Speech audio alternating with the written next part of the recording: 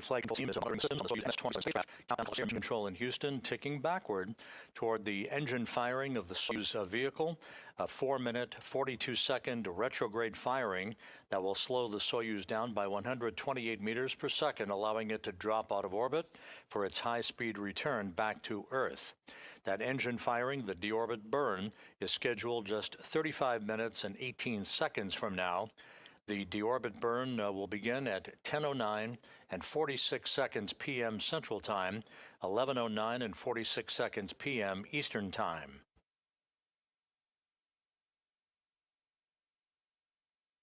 Preliminary.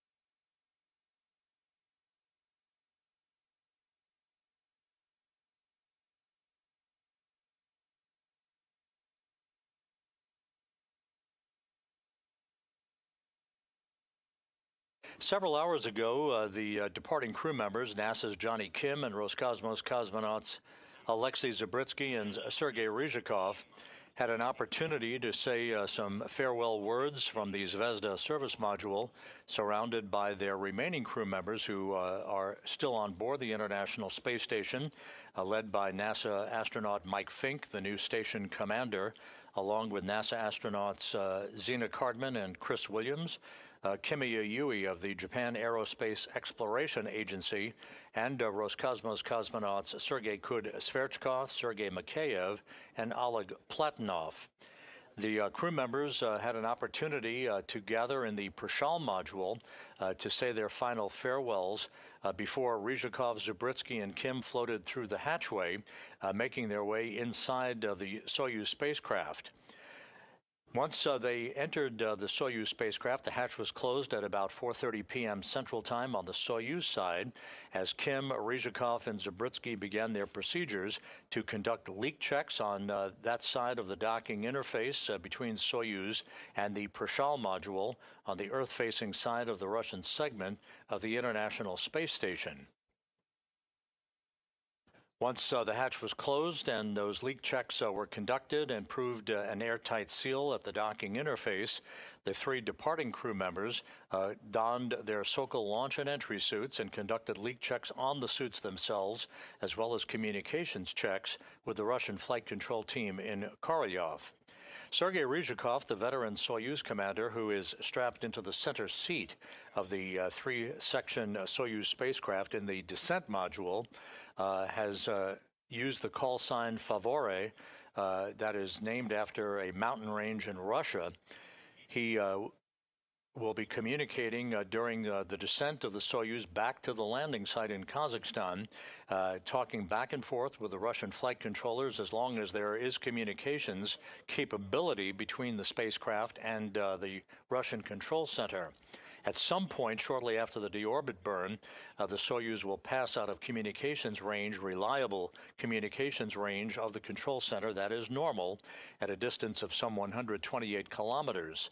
But Ryzhikov already has been instructed to continue talking and providing updates on the condition of the crew, the performance of the spacecraft as they make their way towards the landing site in Kazakhstan to the southeast of the town of Zhezkazgan.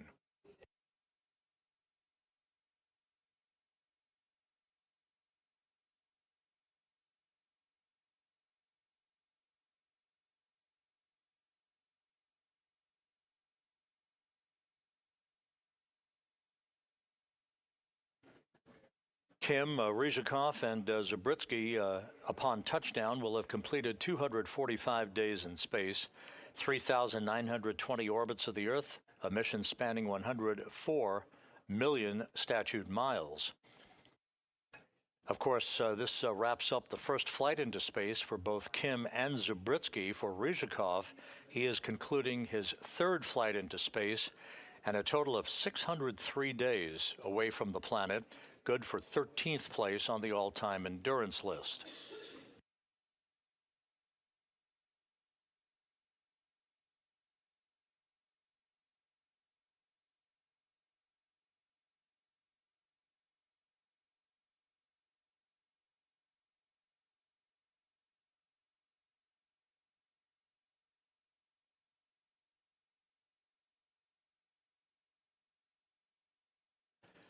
We are 30 minutes away from the deorbit burn. This is an animation that shows the activities of the 4-minute, 42-second retrograde firing to enable the Soyuz to drop out of orbit. About 24 minutes after the deorbit burn is complete, the separation of the modules pyrotechnically will discard the instrumentation and propulsion module and the orbital module, leaving only the descent module flying in the direction of travel toward the landing site with its heat shield repelling temperatures building up to about 2,500 degrees Fahrenheit. About 15 minutes before landing, the parachute deployment sequence will initiate. First, a drogue chute, followed by the main parachute, the large orange and white parachute you're accustomed to seeing.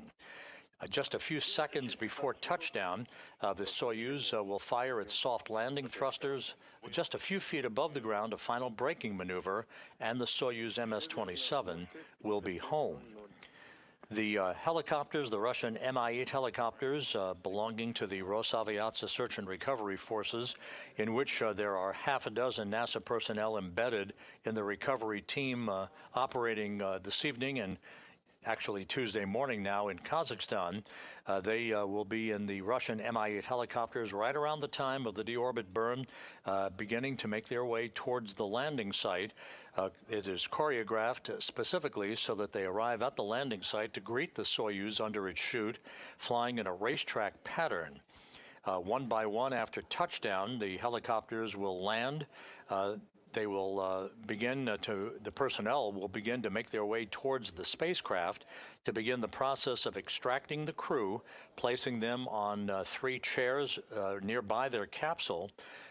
It'll be quite cold at the landing site, I suspect, based on previous activities in Kazakhstan, that they will not keep the crew out in that cold weather for very long before they're carried in those chairs into a nearby inflatable medical tent to get out of their Sokol launch and entry suits and to get into more comfortable clothing. They will be brought to 3 awaiting helicopters, 1 for each crew member, and flown about 2 hours back from the landing site to the main staging city to the northeast in Karaganda, where a NASA Gulfstream jet and a Gagarin Cosmonaut Training Center jet are waiting. The NASA jet to take Kim back to the Johnson Space Center, the Gagarin Cosmonaut Training Center jet to take Ryzhikov and Zabritsky back to their training base in Star City, Russia, outside of Moscow.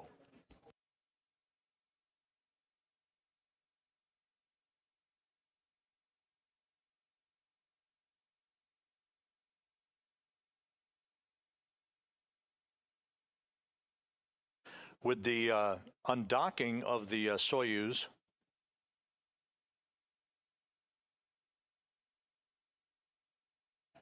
the undocking of the Soyuz MS-27 occurred at 7:41 and 30 seconds p.m. Central Time, 8:41 and 30 seconds p.m. Eastern Time from the Prishal module on the Earth-facing port of the Russian segment of the International Space Station. The docking was flawless. About a minute and a half after the undocking, the first of 2 separation burns by the Soyuz thrusters was conducted. First an 8-second burn, followed about a minute and a half later by a 15-second burn that accelerated the Soyuz separation rate away from the International Space Station, ultimately placing it at a distance of about 41 kilometers away from the station where it currently resides, as we stand by for the initiation of the deorbit burn just 26.5 minutes from now. Again, the undocking occurring at 7:41 and 30 seconds p.m. Central Time, 8:41 and 30 seconds p.m. Eastern Time, as the Soyuz and the International Space Station flew 262 statute miles over eastern Mongolia. At the time of undocking, Expedition 73, the increment 73 on the International Space Station, for which Ryzhikov was commander for most of its time, that came to an end officially, and Expedition 74 began. There's the crew now on board the station. On the upper left-hand corner, the new station commander, NASA's Mike Fink, joined in the top row by NASA's Zena Cardman, Kimiya Yui of the Japan Aerospace Exploration Agency, and Oleg Platonov of Roscosmos. Those 4 will be coming back to Earth in a couple of months on a SpaceX Dragon vehicle. And on the bottom, the newly arrived Soyuz crew of Soyuz MS-28, Roscosmos' Sergei Kud-Sverchkov, NASA's Chris Williams in the center, and Roscosmos' Sergei Mikheyev on the lower right-hand corner. So Expedition 74 now formally underway on the International Space Station.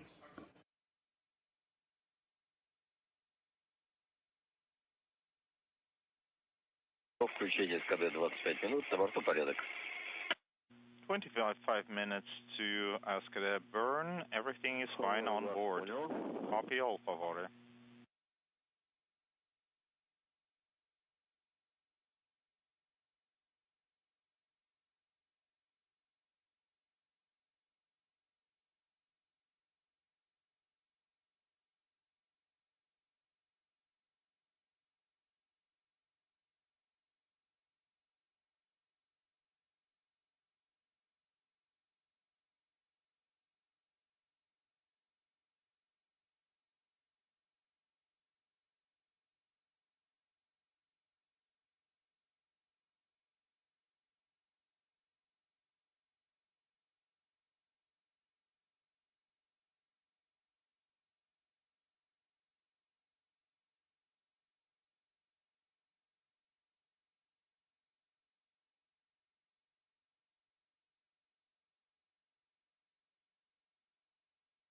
Once again, if you're just joining us, we are just about 23 minutes and 40 seconds away from the engine firing on the Soyuz vehicle, the deorbit burn that will begin the journey home from orbit for NASA's Johnny Kim and Roscosmos cosmonauts Sergei Ryzhikov and Alexei Zubritsky. The trio launched on the Soyuz MS-27 from the Baikonur Cosmodrome in Kazakhstan back on April 8th. Arriving for their docking to the Prishal module just about 3 hours and 15 minutes later, a 2-orbit rendezvous profile, which is customary these days. And now, with their 245-day mission drawing to a close, we are set for the final act in this space mission that will see them complete the deorbit burn. Once again, about 24 minutes after the completion of that retrograde braking maneuver, once they are well away from low Earth orbit, they will have the separation of modules, the pyrotechnic separation of the 3 sections of the Soyuz vehicle. The instrumentation and propulsion module, which is the lower section, and the orbital module, which is the upper section, they will separate from the descent module. That's the center section that the crew is strapped into their seats in, with Kim in the far right seat as board engineer number 2, Ryzhikov, the Soyuz commander, in the center seat, and to his left is Alexei Zubritsky, board engineer number 1. The only portion of the Soyuz that survives the module separation and returns to Earth is, of course, that descent module, with the heat shield facing the direction of travel to repel the temperatures that will build up around the spacecraft of some 2,500 degrees Fahrenheit. 3 minutes after the module separation, the Soyuz will reach the first traces of Earth's atmosphere at an altitude of some 425,000 feet. That will be at 10:41 p.m. Central Time, 11:41 p.m. Eastern Time. The 3 crew members will begin to feel the first effects of Earth's gravity in over 8 months at that point. Just about a minute and a half after entry interface is the beginning of the buildup of plasma around the spacecraft. This is the ionization effect that creates essentially a fireball, with the heat shield repelling those high temperatures as it barrels toward the landing site in Kazakhstan. That plasma regime lasts for about 5 minutes in duration. We do expect to have choppy and sometimes intermittent communications capability between the Russian flight control team in Korolyov and the crew on board the Soyuz spacecraft. First, because of the distance, the geometric distance between the Soyuz and the International Space Station antennas, and then ultimately because of the heat buildup that heat plasma buildup around the spacecraft itself. So if we don't hear from the crew, there's no cause for concern. This is typical, but to be expected, intermittent communications until the spacecraft exits that plasma regime, when maximum G loads of about 4 to 5 Gs build up against the crew, just prior to the command to open the parachutes. Once the vehicle is within the neighborhood of the landing site, both voice and telemetry will be relayed through an airborne Antonov 26 spacecraft that is essentially a flying relay station, sending both data and voice back to the Russian flight control team outside of Moscow. Moscow, favore, less than 20 minutes to escalate burn and 5 minutes to transitioning to orbital memory. Copy, all favore. That's correct.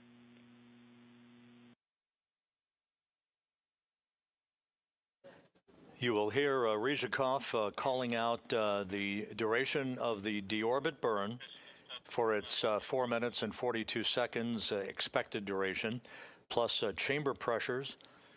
He will be encouraged by the Russian flight control team to continue to report on the condition of the crew and how the vehicle is behaving as it makes its way toward entry interface with its guidance honed in on the landing site 91 miles to the southeast of Zhezkazgan. Landing again scheduled at 11:03 and 55 seconds p.m. Central Time, 12:03 and 55 seconds a.m. Eastern Time Tuesday morning. That will be 10:03 and 10:03 and 55 seconds a.m. Kazakhstan time, about 2 hours and 6 minutes after sunrise.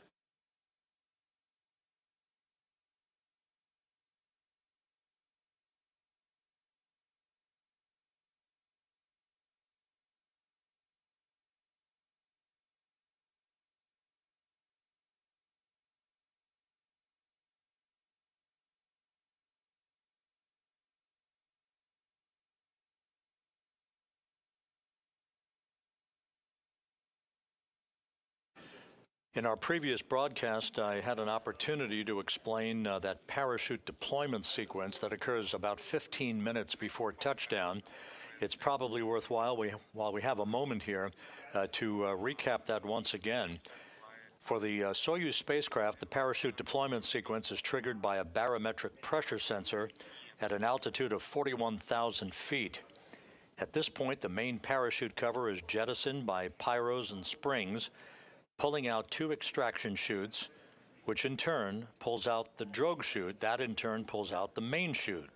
This all takes about 20 seconds to occur. Then, at an altitude of 21,300 feet, another barometric pressure sensor starts a timer, triggering most of the remaining events in the landing sequence.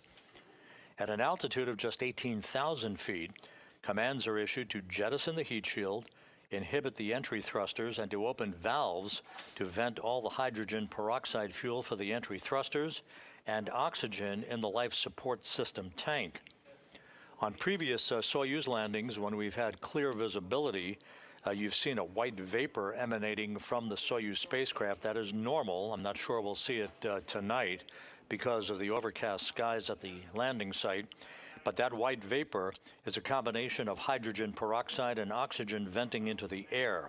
The purpose of this is to safe the vehicle for landing. The Rosaviatsa search and recovery teams do not want hazardous gases to remain in those tanks when the soft landing thrusters fire just a second or two before touchdown, and the vehicle has executed one final braking maneuver. This way, the ground support team can approach the vehicle immediately after touchdown without any hazardous materials to contend with as they begin the process of extracting the crew from the descent module itself.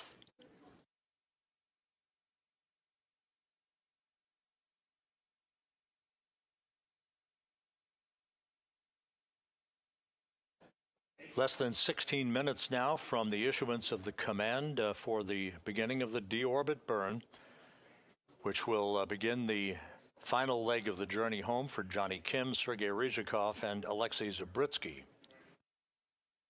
Ryzhikov and Zabritsky had an opportunity to conduct 2 spacewalks during Expedition 73, totaling 13 hours and 3 minutes.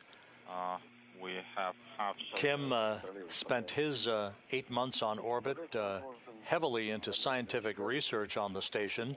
These 3, along with their crewmates, had an opportunity also to commemorate the 25th anniversary of a permanent human occupancy on board the International Space Station that began on November 2nd, 2000, with the arrival on board of Expedition 1, the commander then, Bill Shepard, along with Roscosmos cosmonauts Sergei Krikalev and Yuri Gidzenko.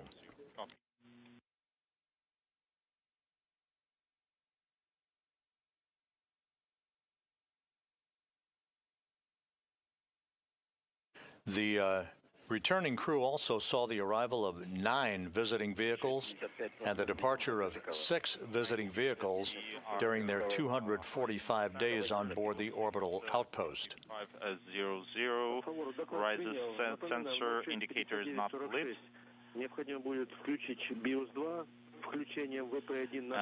You will need to activate BIOS 2 at 06:59:46. And don't forget to deactivate Beta 1 on bow switch panel. And that time is 07:04:37. Okay, activating Although tonight's operation is being conducted by the Russian flight controllers half a world away at the Russian Mission Control Center outside of Moscow, here in Mission Control in Houston, the International Space Station Flight Control Team on duty, as they are 24/7, 365, tonight led by Flight Director Heidi Brewer in the middle of your screen. At the bottom of your screen to her left is Flight Director Garrett Hain. And at the top of your screen to Brewer's right is veteran astronaut Luca Parmitano of the European Space Agency, a Soyuz veteran in his own right.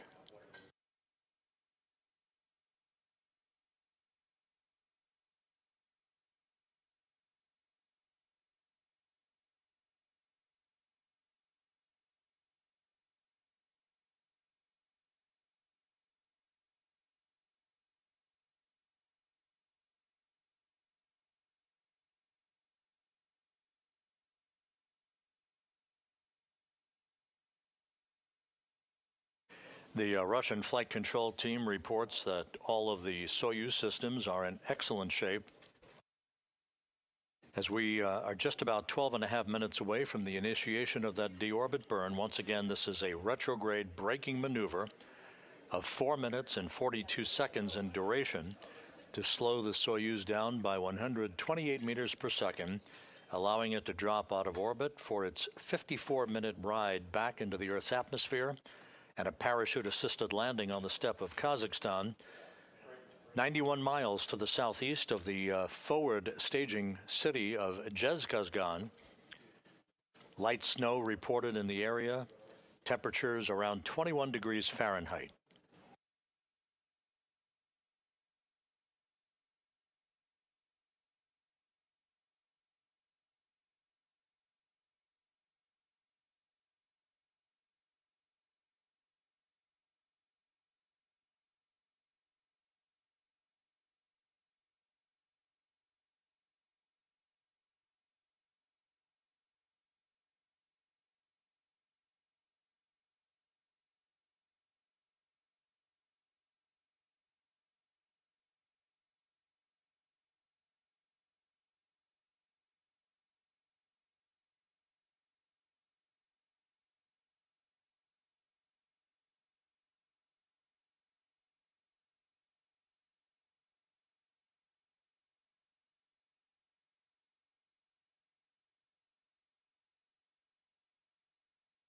We're now just 11 minutes away from the initiation of the deorbit burn. All quiet here in Mission Control in Houston.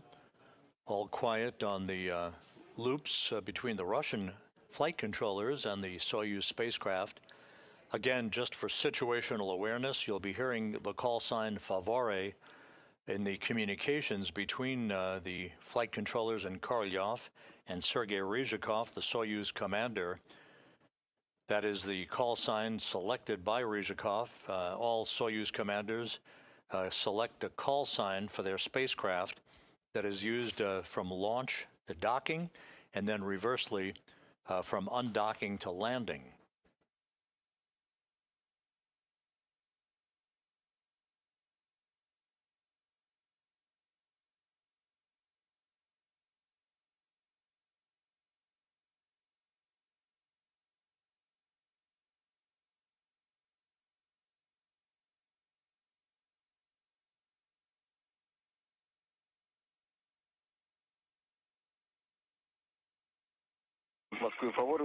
Moscow Favore at 06:59:46. We have VP1 turned on. Copy. VP1 is on. That's going to be pilot site. And your next reference point will be TIG -8. Copy.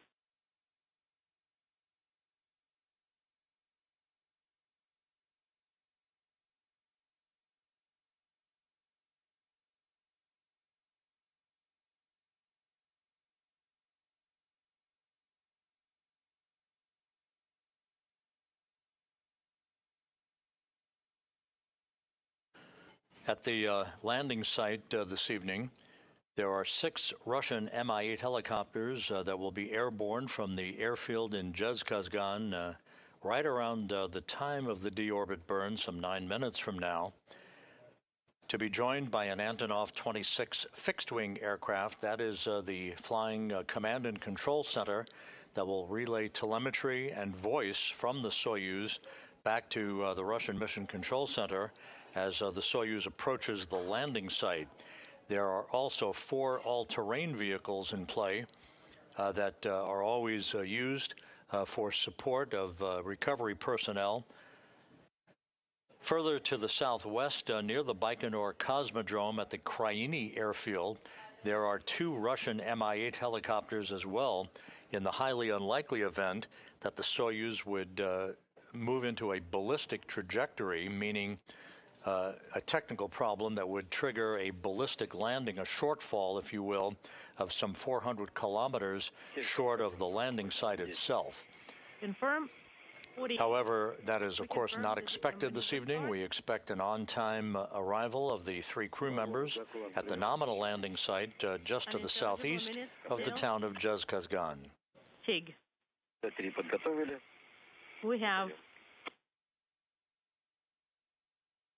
We have A3 ready, and we are sending the command. All right, TSABO is off.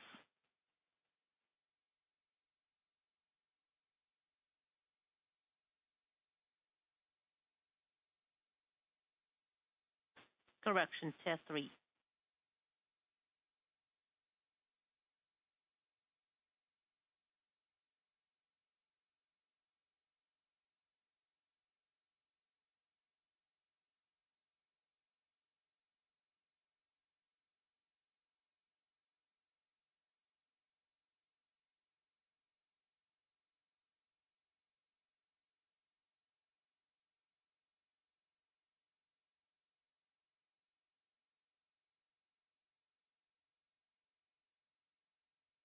Favore, MCC Moscow.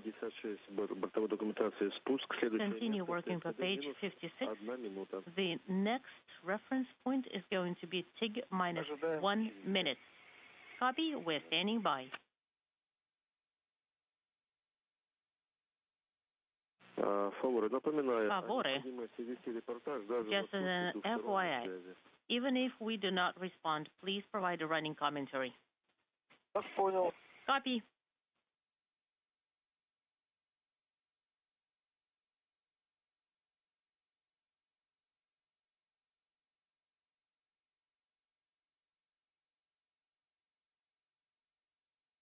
Now approaching the 5.5-minute mark until the start of the deorbit burn, and as you just heard, a reminder to Sergei Ryzhikov, the Soyuz commander, to provide running commentary Not just during the deorbit burn, you'll hear him calling off the times and chamber pressure on the Soyuz engine, but also a running commentary of the condition of the vehicle during its descent back in the Earth's atmosphere for as long as communications are available.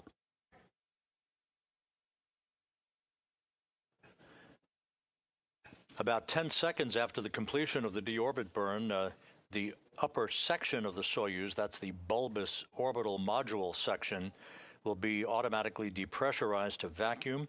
That sets the stage for the separation of the three sections of the Soyuz that is scheduled at 10:38 and 4 seconds p.m. Central Time, 11:38 and 4 seconds p.m. Eastern Time.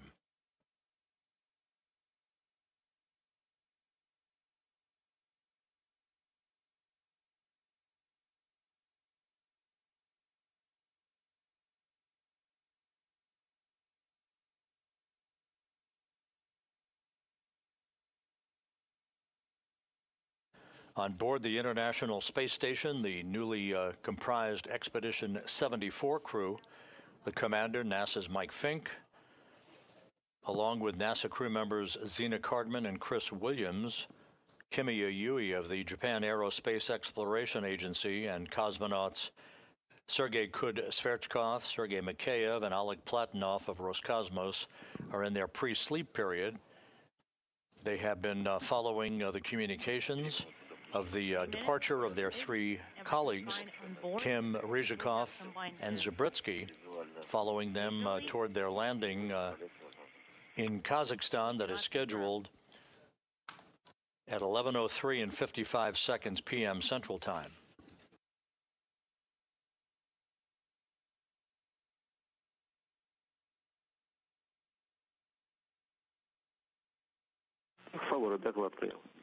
Favore, please provide a running commentary.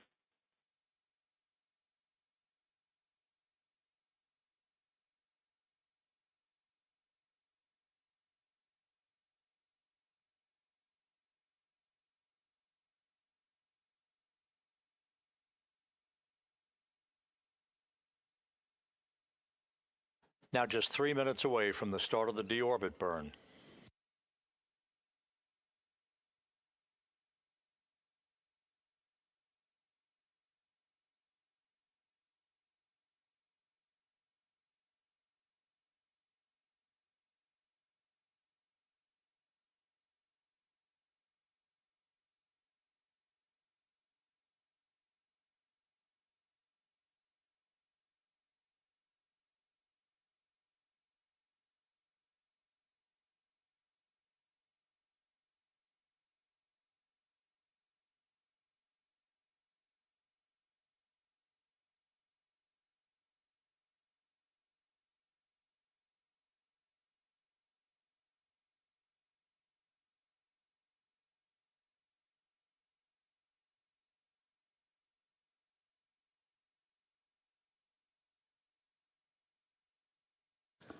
This is Mission Control Houston. If you're just joining us, we're 2 minutes away from the deorbit burn, the retrograde engine firing by the Soyuz MS-27 spacecraft to begin the journey home for NASA's Johnny Kim and Roscosmos cosmonauts Sergei Ryzhikov and Alexei Zabritsky. Everything is in readiness for the start of the burn that will last 4 minutes and 42 seconds in duration.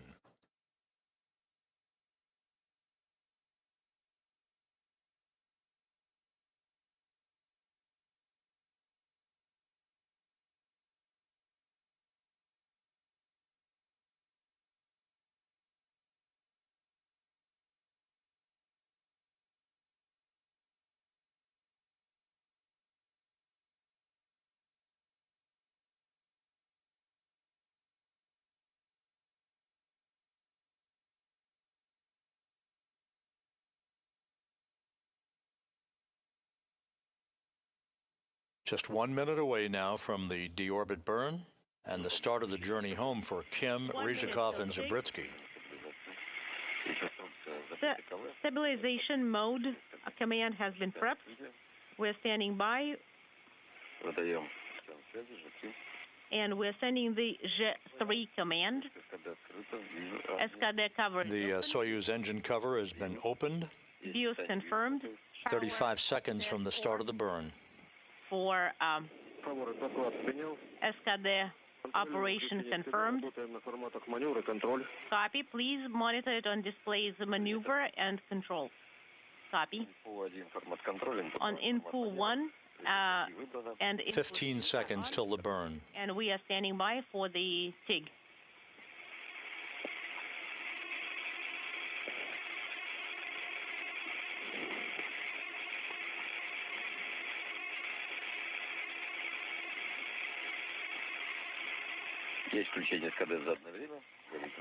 TIG activation confirmed. And the deorbit burn is confirmed and underway. 4.3 in 10 seconds.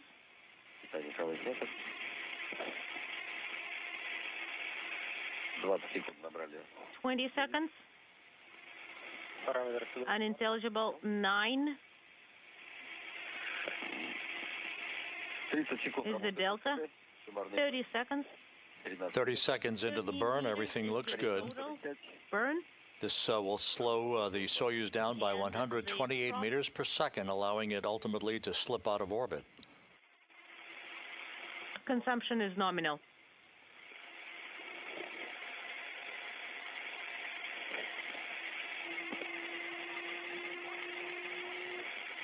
One minute now into the 4-minute, 42-second burn.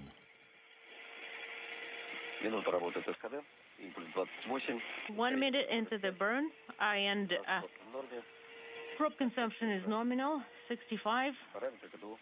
KDU parameters are nominal. Copy.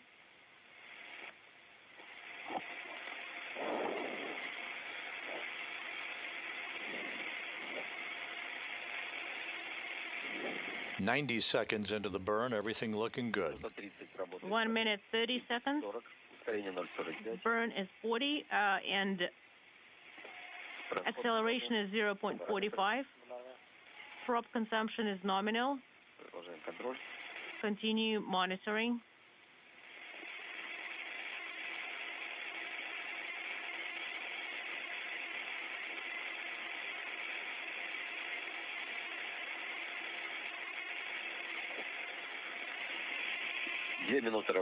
Two minutes. Into TIG, 0.46 is the delta V, 56, and 130 is for the prop consumption, and the parameters are all nominal. Now halfway through the burn, chamber pressure, fuel consumption, all looking good.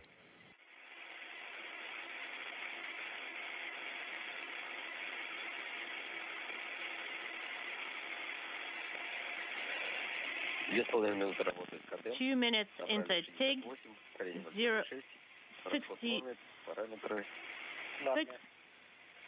68, and parameters are all nominal. We are past.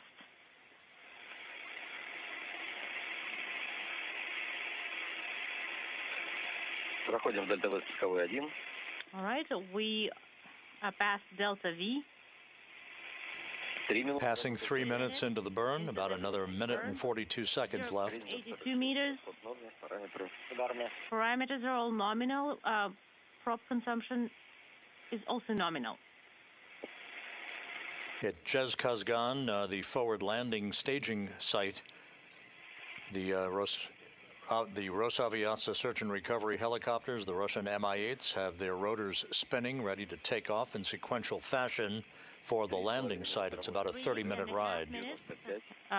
For the burn, 0.46 is a delta V, and prop consumption is 230.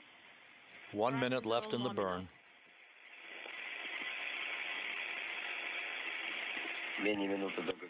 All right, we have less than 1 minute till GK command, main engine cutoff command. –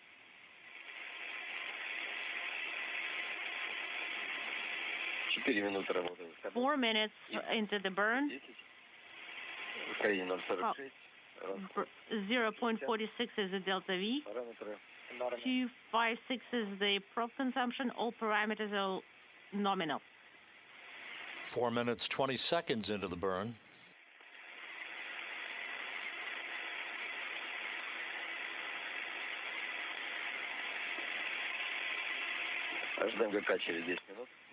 We're standing by for the completion of the burn. We're standing by for the main engine cutoff command in 10 seconds. Main engine cutoff command. And we have engine shutdown, a perfect deorbit burn. Off, SDBO is open. The proper change in velocity was achieved.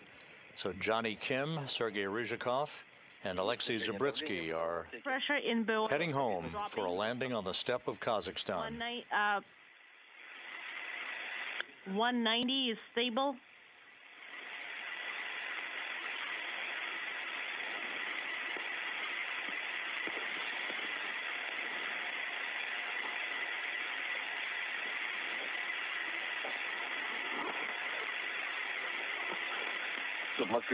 Moscow, how copy? The burn was nominal. Main engine cut off on time. Favore, we copy all. Get ready for the separation. Work for page 62.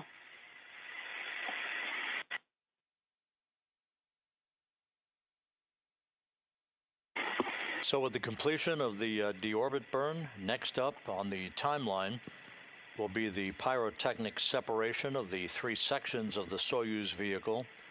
That is expected about 23 minutes from now at 10:38 and 4 seconds p.m. Central Time, 11:38 and 4 seconds p.m. Eastern Time.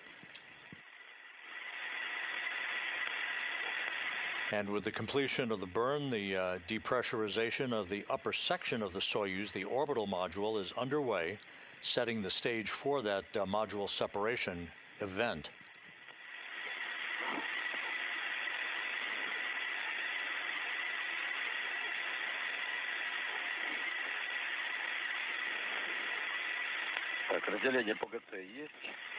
Separation confirmed.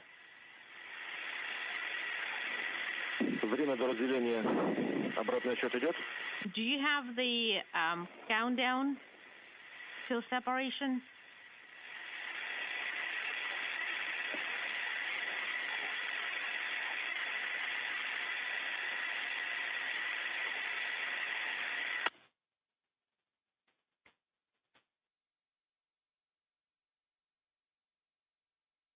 We're about 9 minutes away from the point at which the Soyuz will be right on the edge of choppy communications with the Russian flight control team that you see there in this balcony view from the Russian control center outside of Moscow.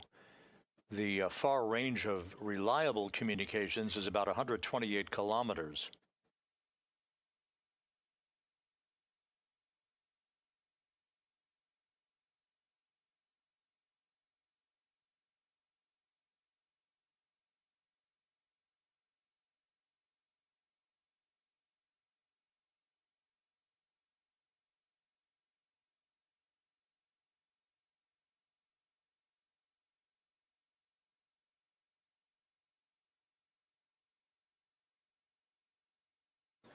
The Rosaviatsia Search and Recovery Forces will be airborne momentarily from the Zhezkazgan airfield in Russian Mi-8 helicopters for about a 30-minute transit to the landing site, arriving in sequential fashion in a racetrack oval-shaped pattern around the landing site itself, awaiting the arrival of the Soyuz under its large orange and white main parachute.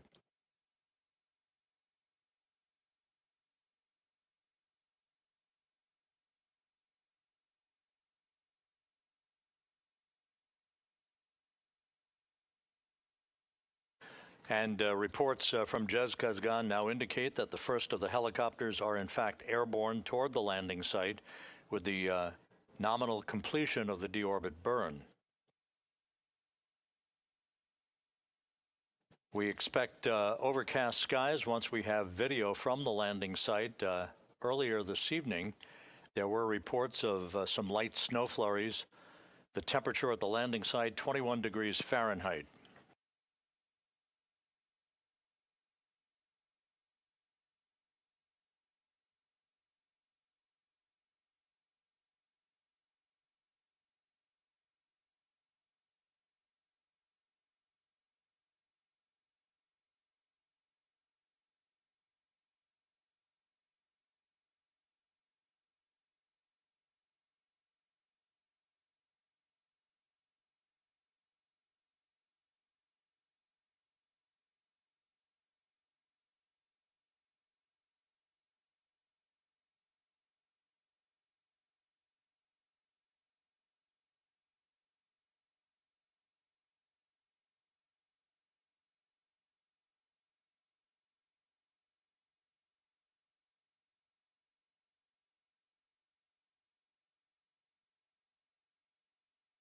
We're about 43 minutes away from our expected landing time of 11:03 and 55 seconds p.m. Central Time.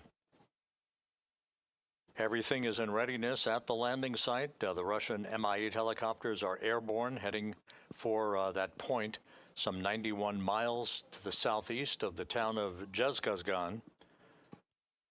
After touchdown, the helicopters will land in sequential fashion and begin the process of approaching the vehicle and extracting the crew, placing them in 3 chairs outside of the capsule.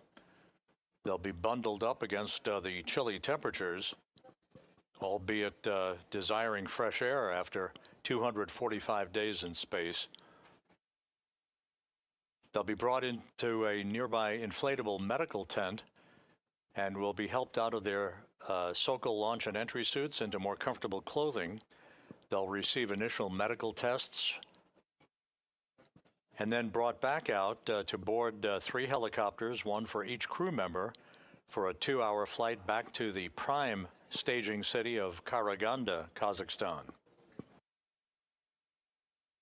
Johnny Kim will board a NASA jet for a flight back to the Johnson Space Center, while Sergei Ryzhikov and Alexei Zabritsky board a Gagarin Cosmonaut Training Center jet to fly back to their training base and their home in Star City, Russia, outside of Moscow.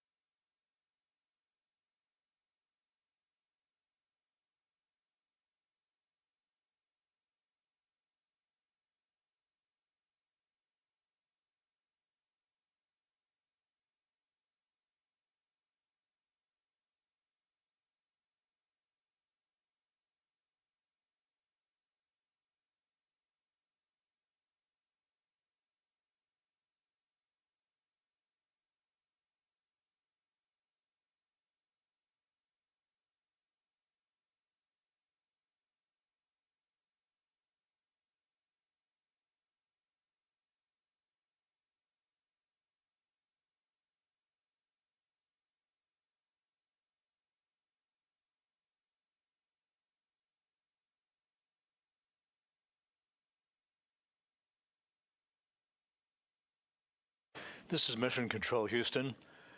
We are beyond the point of the deorbit burn that was nominal, a 4-minute, 42-second retrograde braking maneuver, enabling the Soyuz to begin its trek out of low Earth orbit back through the Earth's atmosphere toward its landing site 91 miles to the southeast of the town of Zhezkazgan.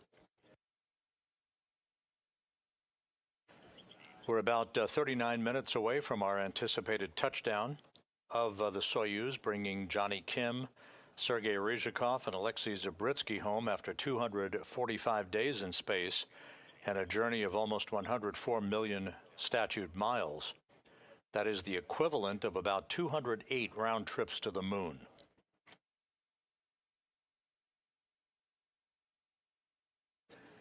We are at the point where we expected communications either to be very ratty or to drop out altogether. This is typical. We should be regaining communications sporadically up until the time of entry interface and the entry into the plasma regime, where the peak heating around the spacecraft creates an ionization effect that would prevent any communications until the Soyuz descends further out of the upper regions of the Earth's atmosphere and regains communications with the Antonov 26 fixed-wing aircraft in the vicinity of the landing site. Moscow, everything is fine on board. We have less than 13 minutes left till unintelligible, and we are till separation, and we're going to be closing devices in about 5 minutes. Copy, favore. 12 minutes till separation. Station, how do you copy, favore?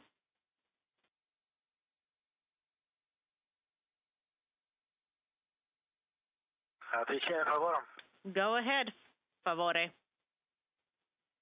Sergey, we are doing fine on board. We're done with the burn.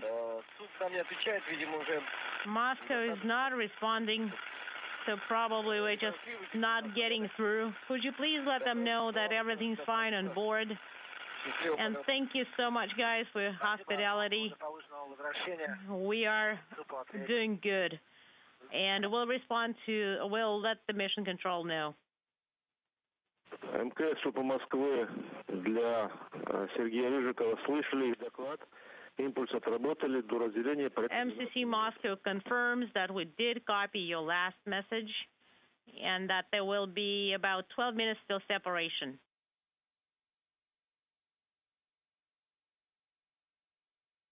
And a good comprehensive report as Sergei Ryzhikov, the Soyuz commander, talked to Sergei Kud-Sverchkov aboard the International Space Station, as well as the flight control team in Korolyov that you see there in this live view from a balcony camera.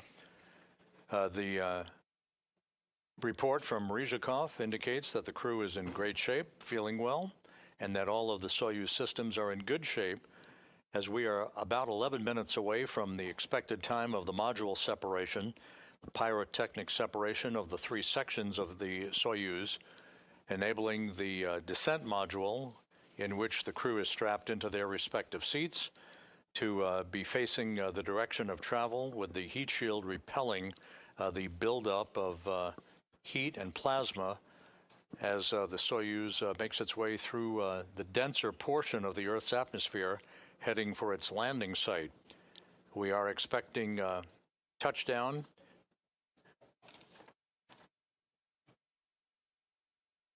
at 11:03 and 55 seconds p.m. Central Time, some 36 minutes from now.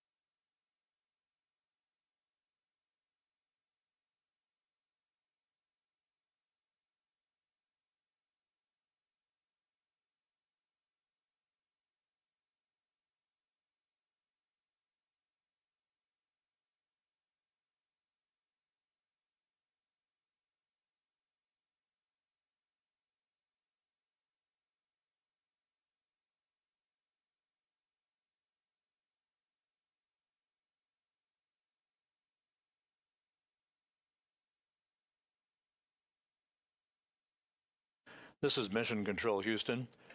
The three returning crew members, NASA's Johnny Kim and Roscosmos cosmonauts Sergei Ryzhikov and Alexei Zabritsky,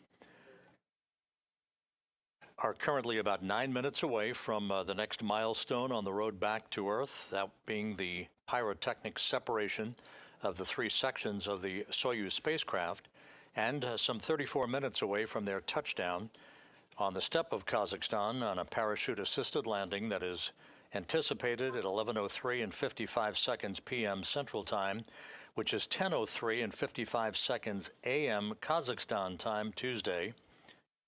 That is about 2 hours and 6 minutes after sunrise at the landing site.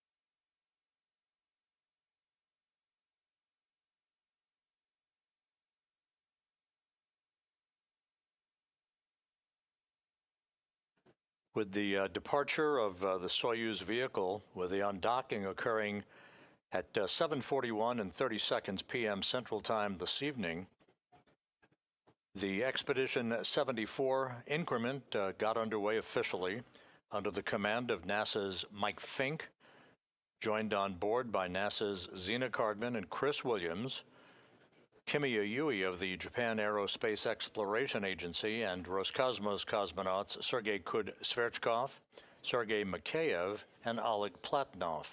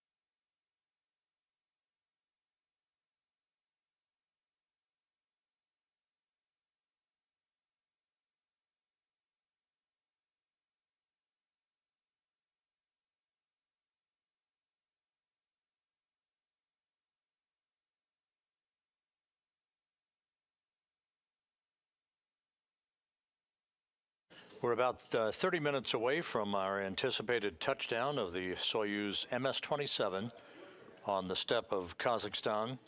The Russian Mi-8 helicopters are all airborne from the Zhezkazgan airfield, heading toward the landing site.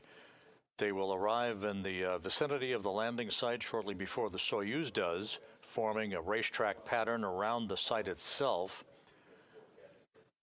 so that they have a clear view of the Soyuz under its orange and white main parachute prior to touchdown, at which point the helicopters will begin to descend fairly rapidly in sequential fashion to allow the technicians from RSC Energia, the search and recovery teams, to begin the work to make sure the vehicle is safe and to begin the process of extracting the crew one by one.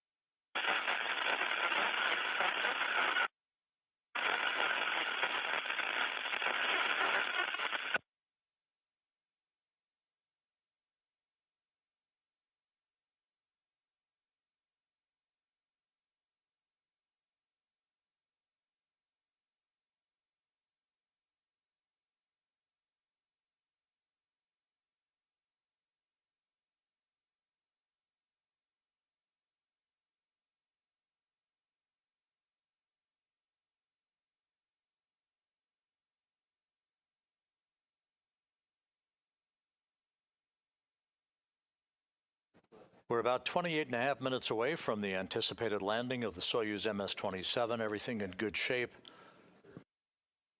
Some 3 minutes away from the module separation. That'll be the next milestone that we'll be waiting to receive telemetry on.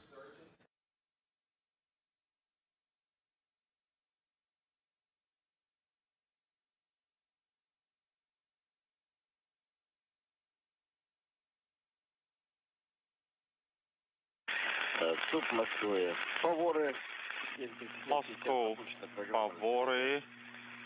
We started the separation program. We have controlled descent. We have automatic controlled descent mode. Copy all, favore. Everything is fine on board.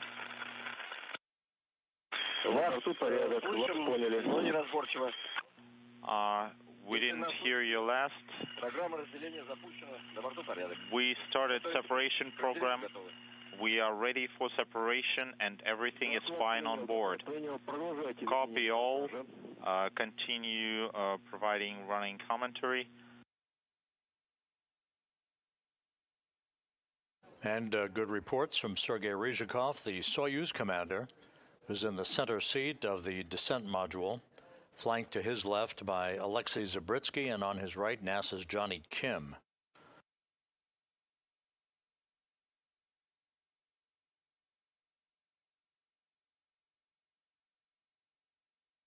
About 1 minute away from module separation.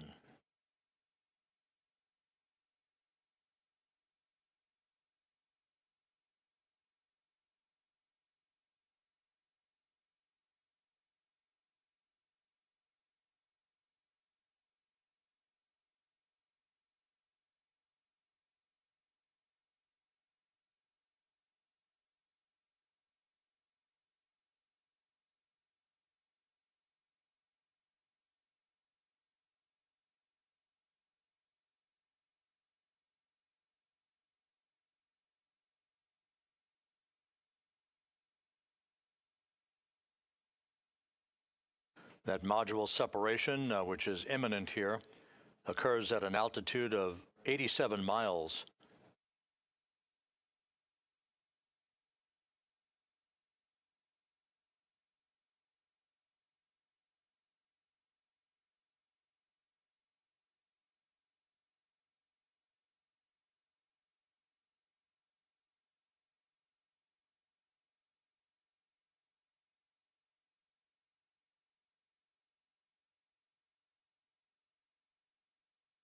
And telemetry received in the Russian Mission Control Center indicates a good module separation.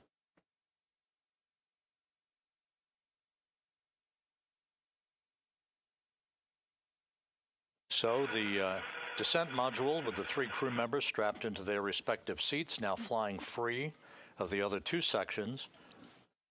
The heat shield on the descent module with the crew inside facing the direction of travel, as we are less than 3 minutes away from the vehicle and the crew reaching the first traces of the Earth's atmosphere.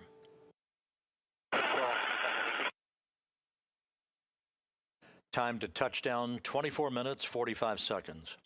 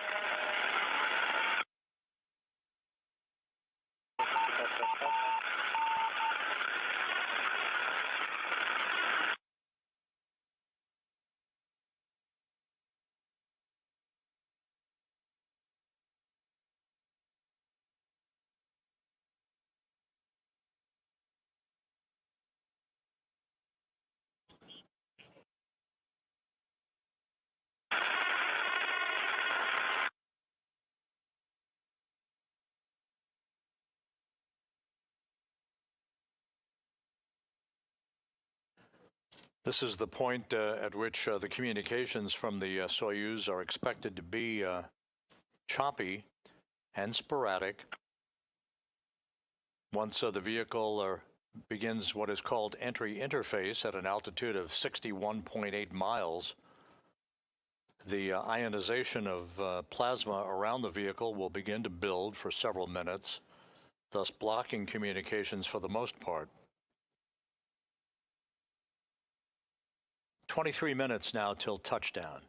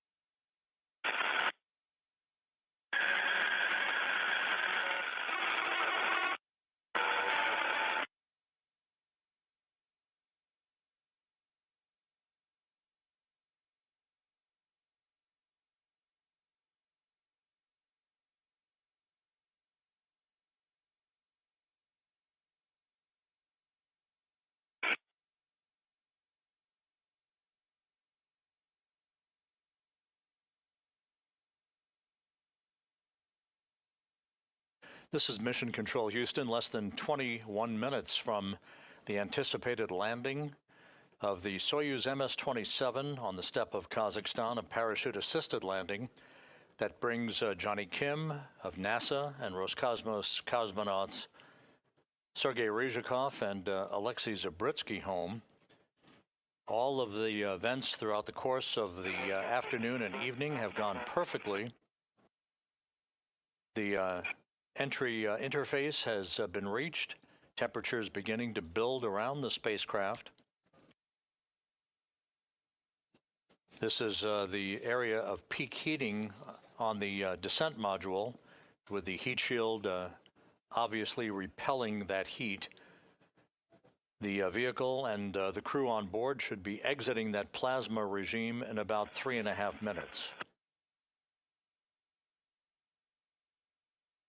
Meanwhile, a half a dozen Rosaviatsa Russian Mi-8 helicopters, including NASA personnel embedded with the search and recovery team, are in transit to the landing site, should be arriving shortly to take up their positions in a racetrack pattern around the landing site, awaiting the arrival of the Soyuz under its large orange and white parachute.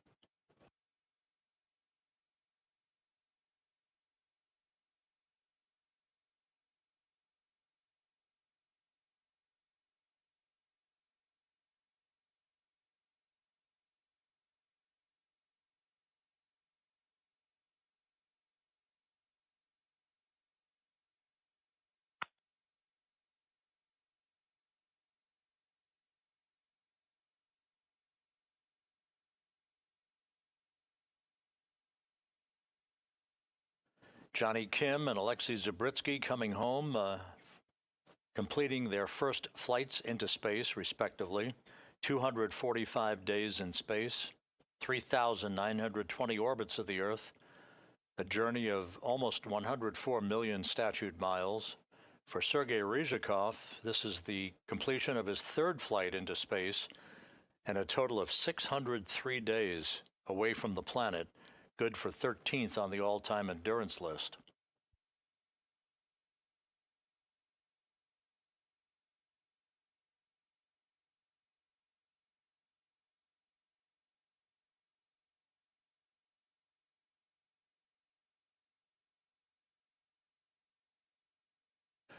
This is a low resolution view from the landing site, showing several of the all-terrain vehicles from a drone shot. This is courtesy of Roscosmos. We will be getting additional video as the vehicle is approaching the landing site during its descent. But again, you get the idea. Partly cloudy skies, temperatures about 21 degrees. There is snow on the ground, not considerable amount of snow, but a drone shot of some of the all-terrain vehicles that are part of the Rosaviatsa search and recovery forces.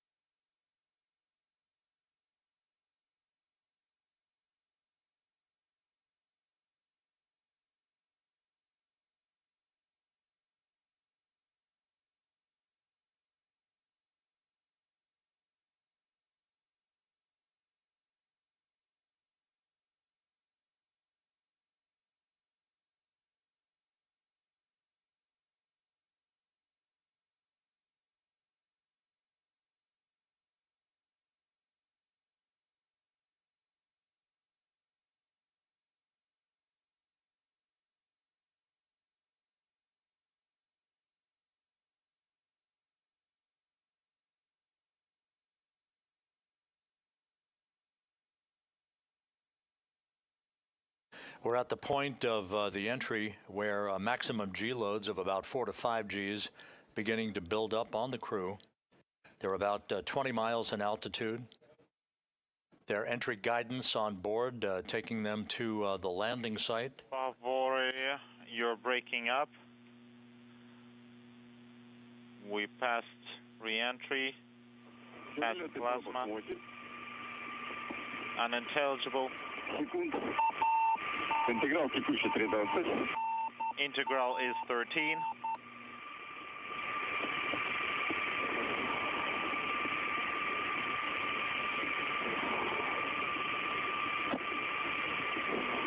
You heard for just a moment there some communications from the Soyuz. Type of descent. Automatic controlled descent. 8 seconds is the atmospheric miss. Copy. Маркер ниже кривой, интеграл 12. Marker below the curve. Integral is 12. How are you feeling? We are feeling fine.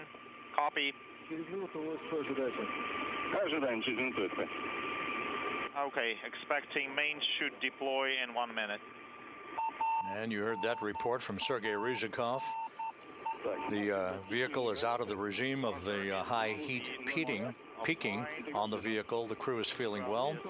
We're 15 minutes away from touchdown and just a few seconds away from the anticipated command to open the chutes.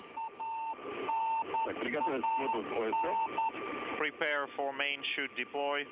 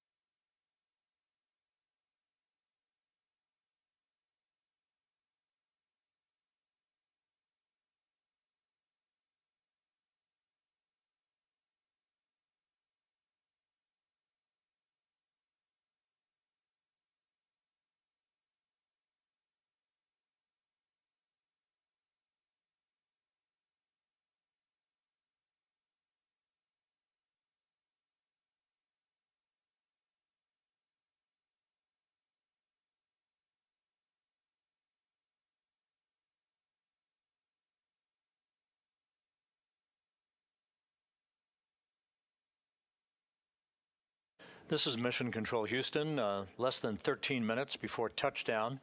We're standing by for confirmation of the deployment of the chutes.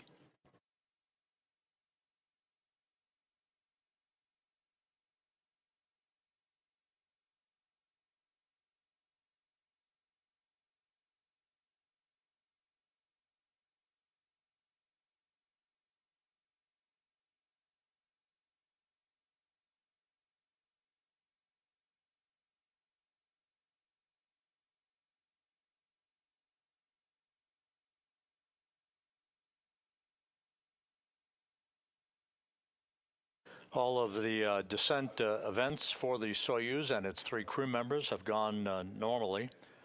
Again, we are standing by for confirmation of a nominal chute deploy.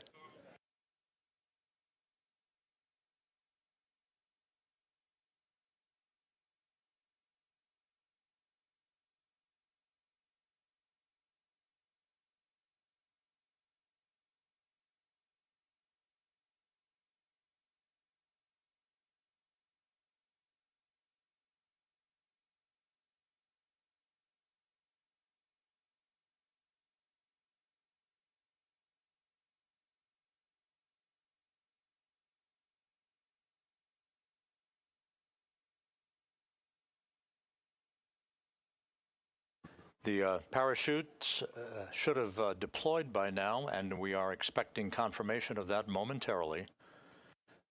The communications, as expected, somewhat sporadic between the Soyuz and the Antonov 26 at the landing site, that is the Flying Command and Relay Station, sending back communications and telemetry to the flight control team that you see there in the Russian Mission Control Center.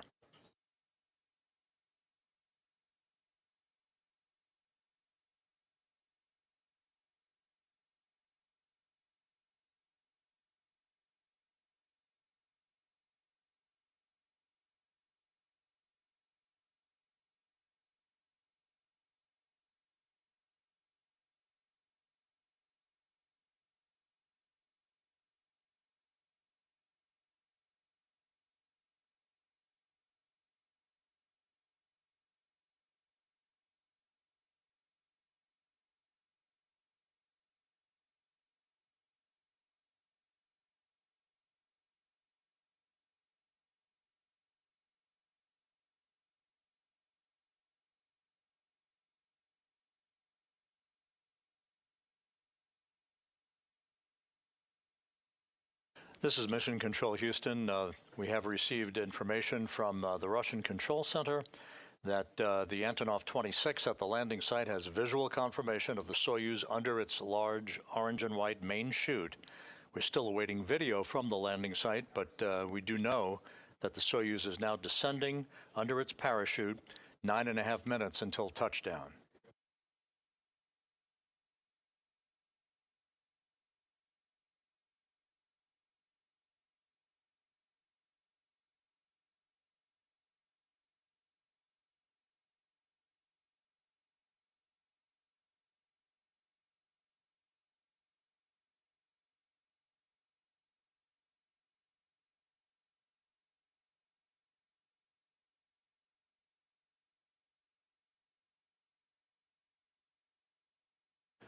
And this view of the landing site from a drone, courtesy of Roscosmos,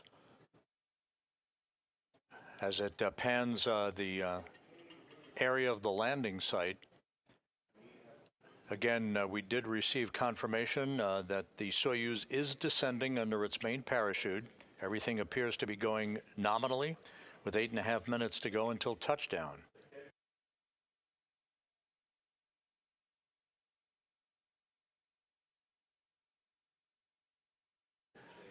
The temperature at the landing site is about 21 degrees, and now we're getting our first view of the Soyuz. Hazy, cloudy skies, but you can see the chute.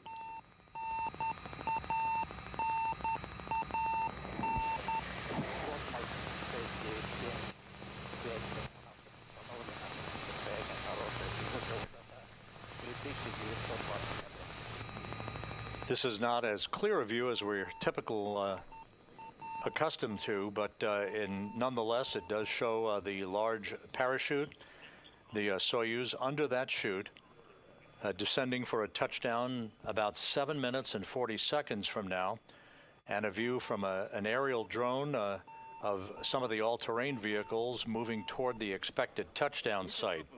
We are expecting landing just a few seconds before 11:04 p.m. Central Time. Altitude.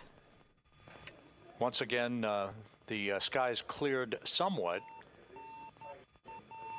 to allow us these views. Some snow on the ground, temperatures around 21 degrees Fahrenheit, but everything is in good shape as the Soyuz heads for an on-time landing to bring Johnny Kim, Sergei Ryzhikov, and Alexei Zabritsky back to Earth after 245 days in space. 7 minutes till touchdown.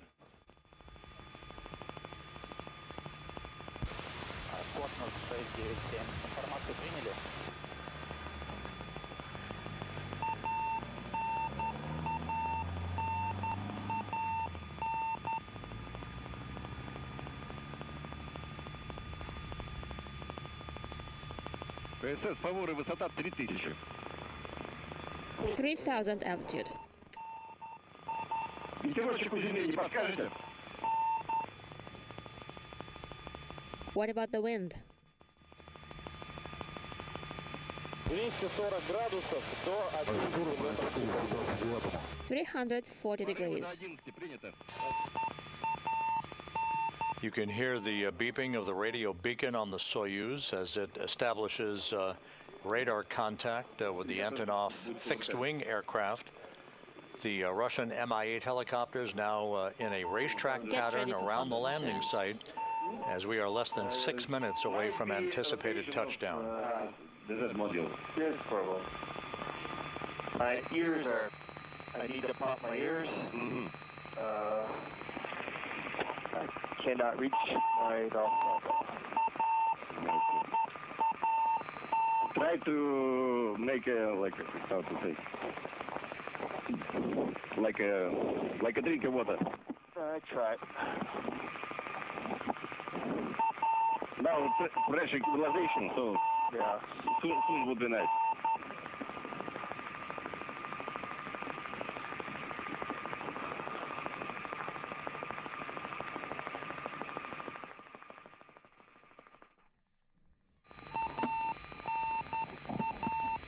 Now just 5 minutes away from touchdown. Again, this view of one of the all-terrain vehicles, part of the complement of vehicles supporting the recovery of the Soyuz MS-27 crew, just minutes away from touchdown.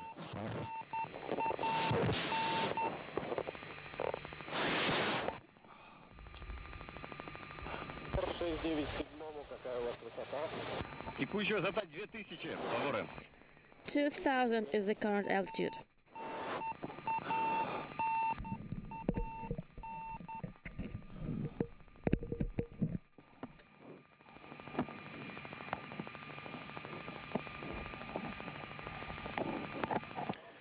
The Soyuz about 2 kilometers above the ground.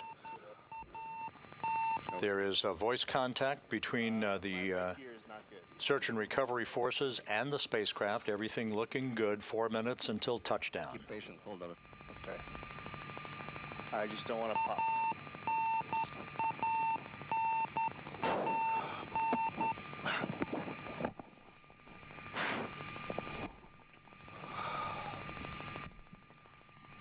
Так, еще раз подтянемся. Еще раз проверим на коленечки. One more time, check your knee pads. Проверил, подтянуто.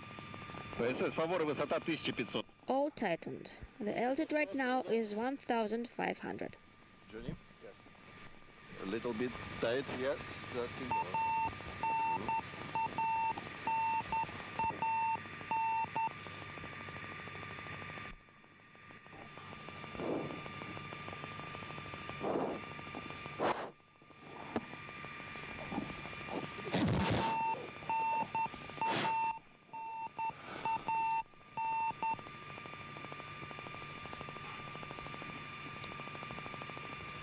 Several views being provided by Roscosmos. This again a drone video of Two of the all-terrain vehicles are moving into position near the expected touchdown point. It's cloudy. I don't see you just yet. What's the altitude? Close to 1,000. Copy. So about 1,000 meters above the ground now, according to the report from Sergei Ryzhikov.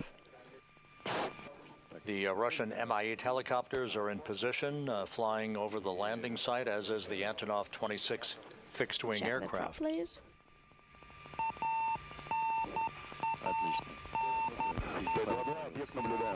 Excellent. ПСС, фаворы, высота 800, кислород стравился. 800 altitude. 800 meters now off the ground. We'll report to you the status after landing about the tanks. Контрольная высота 700 метров. 700 meters. Crew, get ready for landing. The crew being instructed to brace for landing. Отлично, молодец, Женя. I got it. Молодец.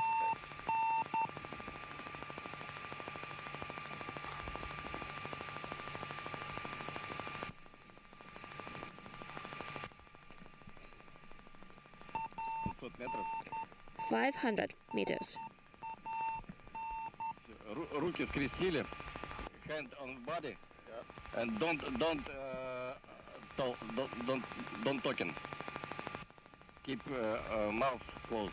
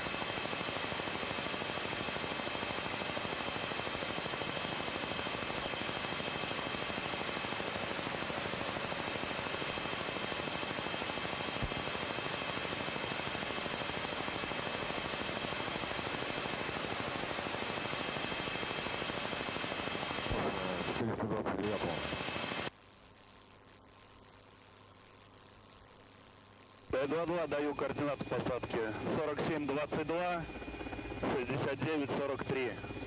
The coordinates of the landing are as follows: 47, 22, 69, 43. Так, приняли борта. Did you copy?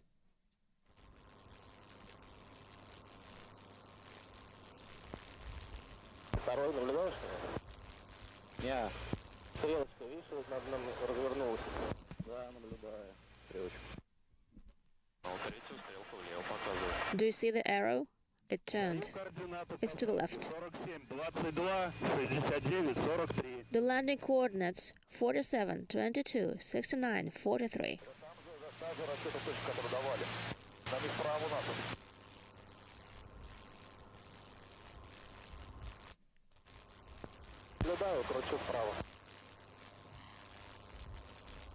I see it. I turn to the right.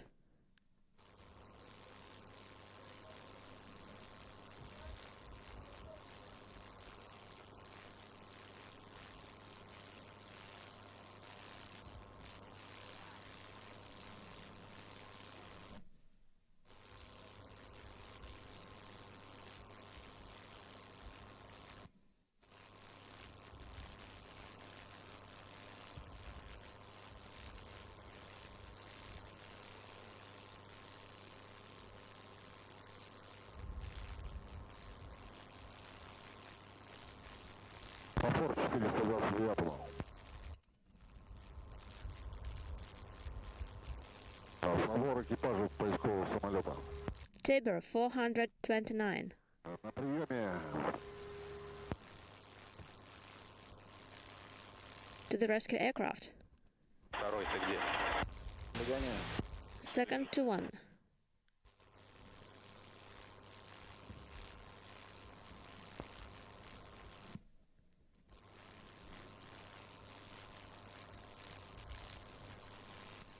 This is Mission Control Houston. Although we did not see the landing itself, the search and recovery forces called out landing coordinates. And from that, we have informed the flight director here in Mission Control that the Soyuz MS-27 has in fact landed. 522, close by. The approximate landing time, 11:03 and 30 seconds p.m. Central Time, 12:03 and 30 seconds a.m. Eastern Time, 10:03 and 30 seconds a.m. at the landing site. So we'll call it a landing. To 429. And now the search and recovery forces and the Russian Mi-8 helicopters will be moving into position to begin the extraction of the crew once they've ascertained that the vehicle has no hazardous gases. Once again, Soyuz MS-27 has landed. It was a nominal entry. The unofficial landing time, 11:03 and 30 seconds p.m. Central Time, 12:03 and 30 seconds a.m. Eastern Time.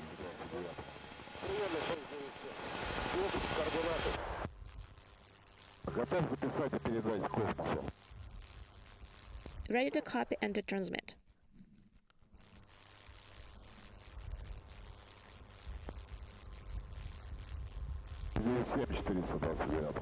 На приеме 697. Космос вас запрашивал. Готов передать информацию. 697 is here. Ready to copy. Понял. Nothing to transmit just yet. I have the coordinates that you have relayed. Космос 429.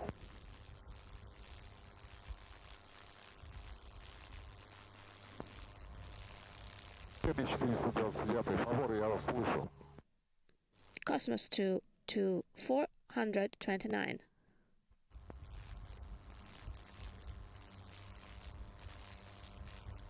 I don't hear you. So Johnny Kim, Sergei Ryzhikov, and Alexei Zabritsky are home for the holidays after 245 days in space, having landed 91 miles to the southeast of the town of Zhezkazgan, and there you see on the front screen of the Russian Mission Control Center in Korolyov the Russian words Jest Posadka. They've landed. All of the evening's events, from hatch closure to undocking to the deorbit burn, all of the entry activities and landing went by the book to bring to an end this 245-day mission spanning almost 104 million statute miles.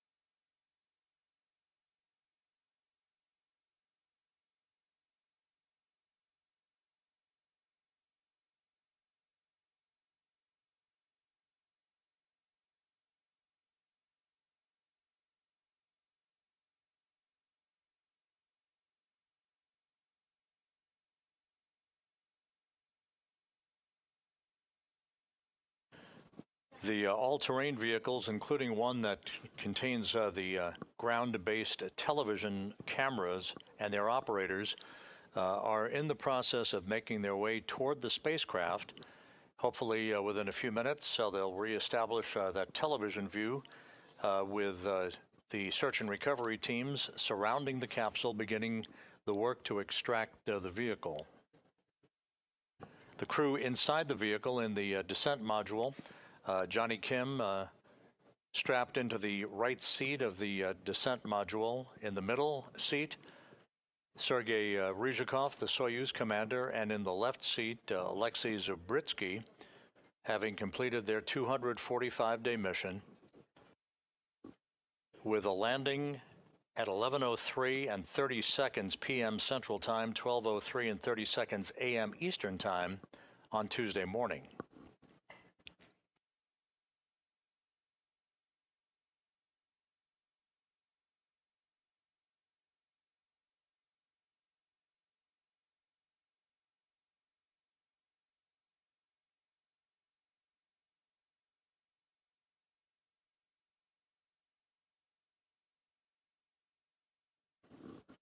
Once again, this view from Roscosmos television showing basically a sweeping pan of the landing site. We did not see the touchdown itself because of the cloudy conditions, but the search and recovery forces did confirm the landing coordinates and confirmed an approximate landing time of 11:03 and 30 seconds p.m. Central Time, 12:03 and 30 seconds a.m. Eastern Time. And there you see some of the Russian Mi-8 helicopters that are flying and descending in sequential fashion to assist in the recovery of the 3 crew members.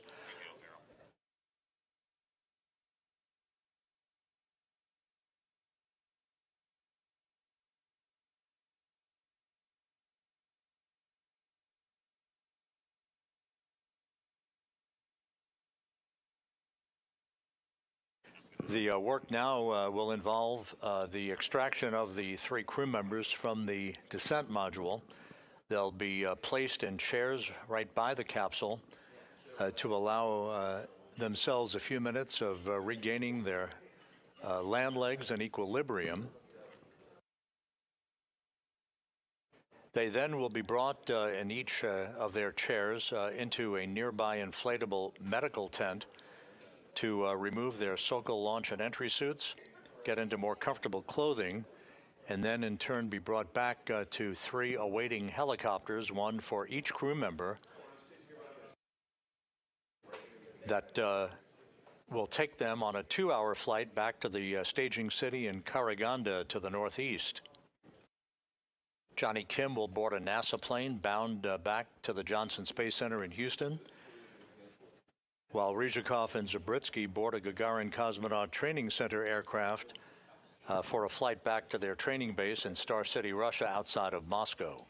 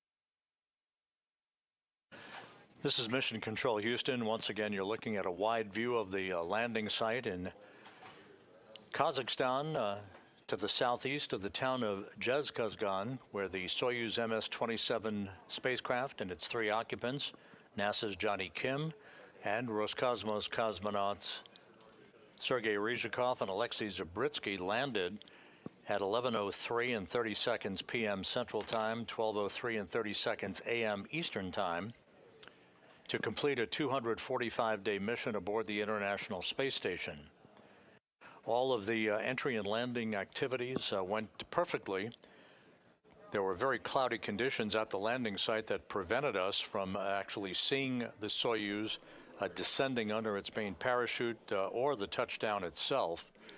But the verbal words from the search and recovery forces flying overhead indicated that they had voice contact as well as visual contact of the Soyuz under the chutes, and confirmed the touchdown coordinates that indicated that the touchdown occurred as planned at 11:03 p.m. Central Time, 12:03 a.m. Eastern Time on Tuesday. That would have been 10:03 a.m. at the landing site.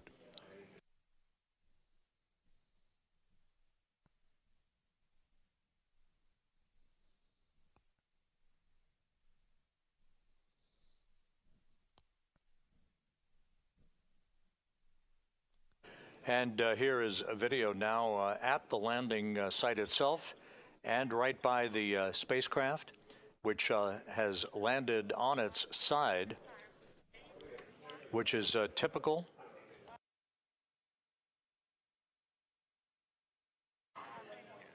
So the search and recovery forces are there.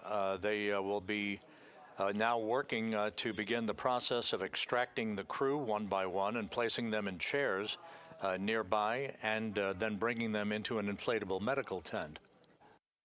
Again, there's your Soyuz MS-27 spacecraft, having been pulled over onto its side after touchdown. The winds are a little bit frisky out there, and temperatures quite frigid, 21 degrees Fahrenheit.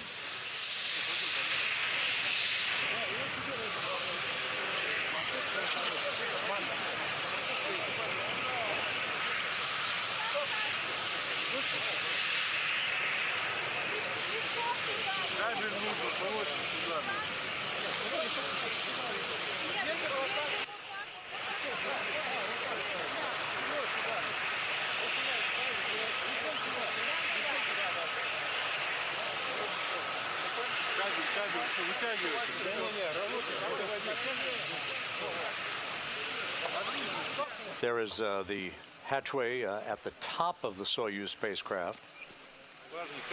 Again, this is not unusual for a Soyuz to be pulled onto its side following touchdown, depending on the weather conditions and the wind.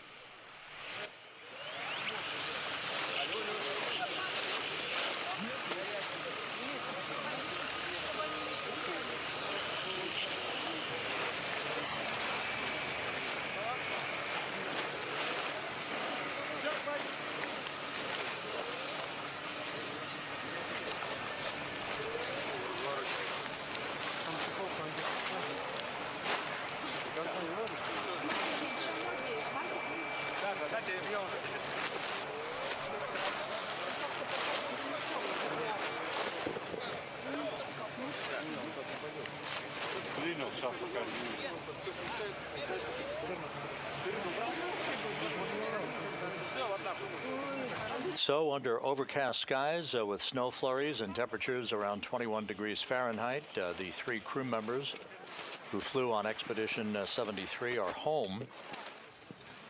They undocked that Soyuz spacecraft from the Prishal module on the Earth-facing side of the Russian segment of the International Space Station at 7:41 p.m. Central Time, almost 4 hours ago, landing about 17.5 minutes ago at 11:03 p.m. Central Time, 12:03 a.m. Eastern Time.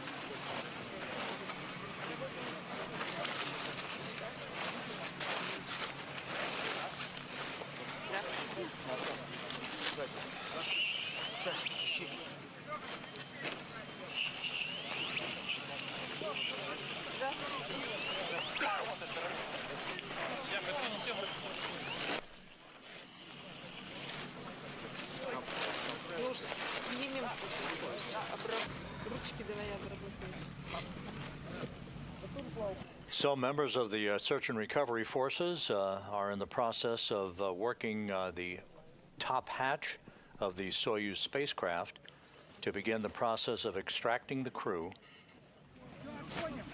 Johnny Kim and Alexei Zabritsky home after their first flights into space, respectively, 245 days. Sergei Ryzhikov has just completed the third flight in his career and now has logged a total of 603 days in space. The top hatch is open, and members of the technician team peering in to receive flight data file books and to check on the initial condition of the crew before they begin the extraction of the crew members. The chairs that they'll bring the crew to for a few minutes to gain their land legs back, if you will, those have been set up on a tarpaulin just outside of the capsule. The crew probably won't spend very much time in those chairs because of the cold weather out there. They'll be bundled up before they're brought in to a nearby inflatable medical tent to remove their Sokol launch and entry suits, get into more comfortable clothing, and then receive initial medical testing before they're flown back in 3 individual helicopters, 1 for each crew member, to Karaganda, Kazakhstan, the staging site for today's landing.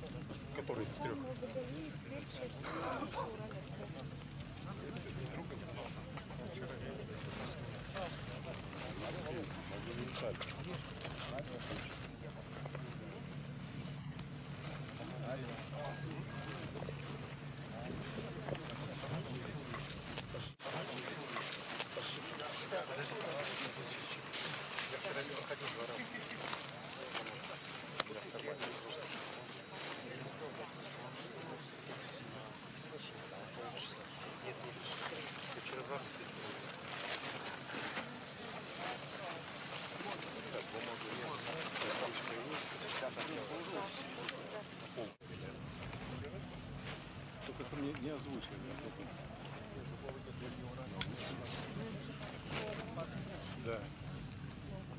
Не, а то уходит в эфир, потом начинает.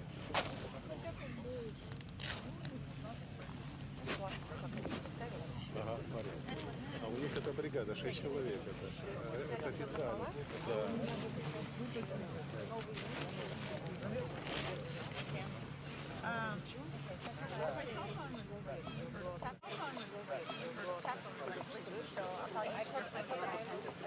One of the search and recovery technician team members, having crawled into the upper hatch of the Soyuz vehicle, removing some of the initial equipment from the crew, as well as some of the flight data file books that the crew used for reference during their descent back into the Earth's atmosphere and their parachute-assisted landing on the steppe of Kazakhstan that occurred about 23 minutes ago.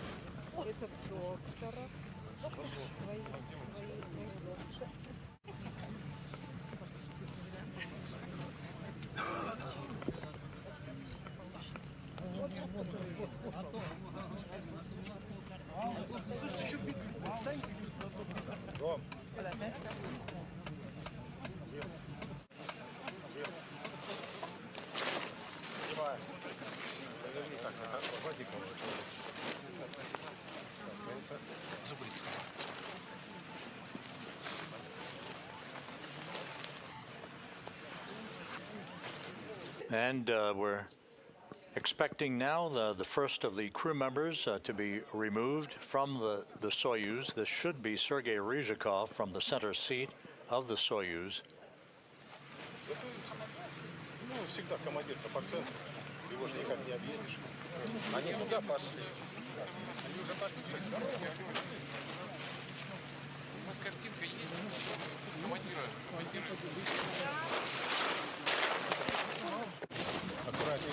And in fact, that is the Soyuz commander, Sergei Ryzhikov, out of the Soyuz, 603 days in space, good for 13th on the all-time list.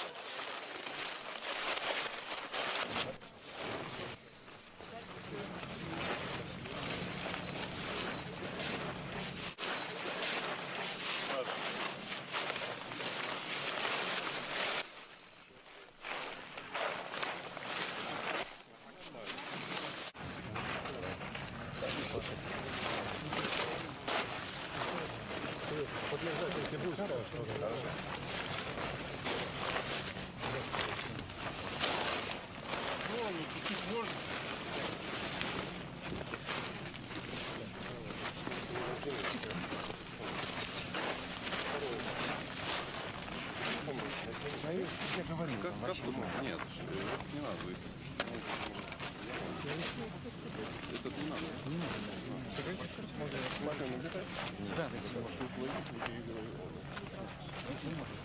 Ой, шиповник почти чудес.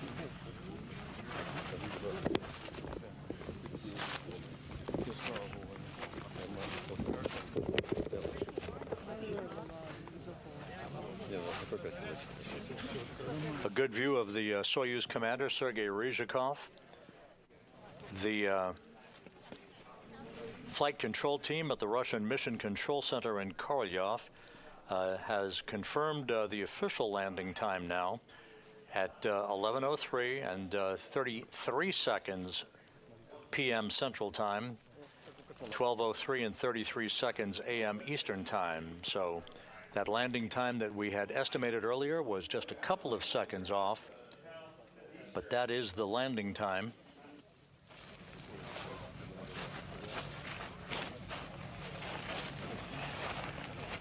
Здесь что, Серега? А? На машине кречет написано. Только с ним попрощались. Он уже здесь. 96. Я, может, накрыть на голову? Да нет, пока нормально. Не холодно? Да нет, так... 28 не получилось. К вечеру. Вечером? Сейчас будет холодать уже 18. Ну так, нормально все, авиация без проблем? Мы 10 километров перелетели задом это. Ну, ветерком. Да не только ветерок, по-моему, что-то устом перелетный промах 8, перегрузка 5,3. The miss was 8. The G-load was 5 and 3. Once again, a view of Sergei Ryzhikov, the Soyuz commander. Control was not out ideal. of the Soyuz TMA-27. Headwind or the other two crew members to follow shortly.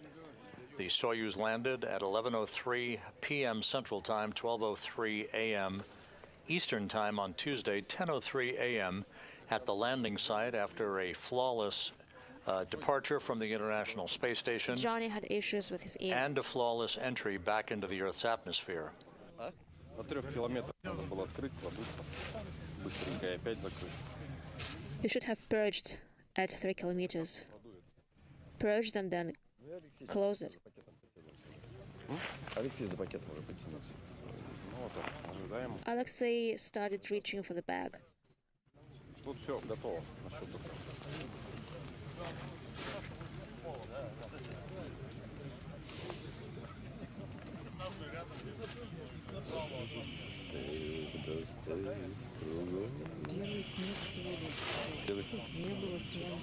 First snow today. There was no snow. We arrived at the airport and it started to snow.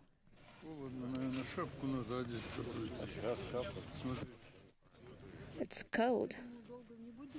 Let's put a hat on. Is the tent ready? Will be shortly.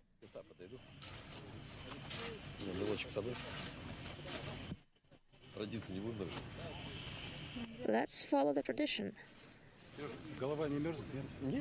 Not cold? No, not cold.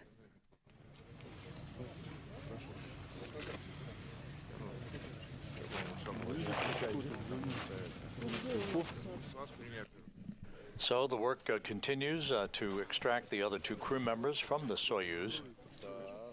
What about this hat with blue and white? That's fine.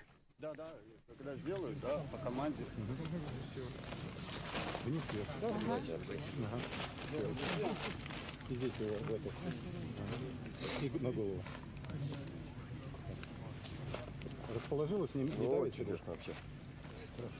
Fantastic. Как ты стал формулировать, распутать шапку, расположилась. Ну, внимание, короткое интервью. Attention please, a short interview. Кому? Вам отвечать, да? So do I answer to you? Okay. Что вы говорите? Just say something. Поздравляем всех What shall I say? завершением Congratulations, everyone, on one more end of a Soyuz vehicle trip. выполнения программы 73-й экспедиции. Mission Expedition 73. All tasks completed. The crew are feeling great. Thank you to all the specialists, to all the designers, to everyone involved, to MCC, employees, to scientists, to everyone involved. Thank you to all the families, and thank you to you who are greeting us here. How was the landing? It was a soft landing, as always. We tried to turn you. Yes, you did. You did turn us.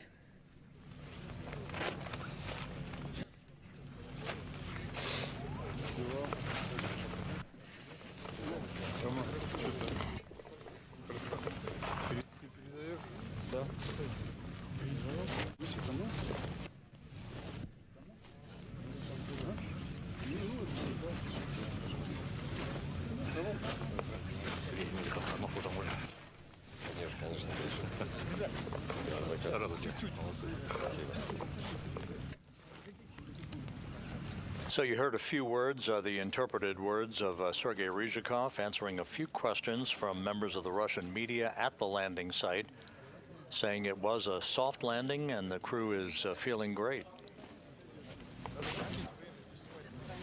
The search and recovery teams, the technicians still working to extract the other 2 crew members, Alexei Zabritsky and Johnny Kim.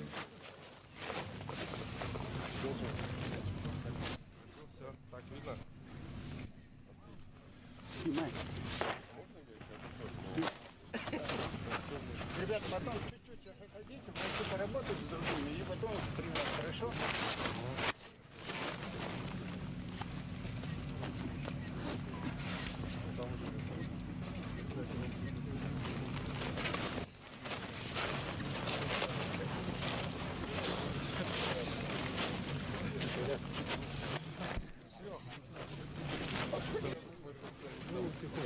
Ну, пока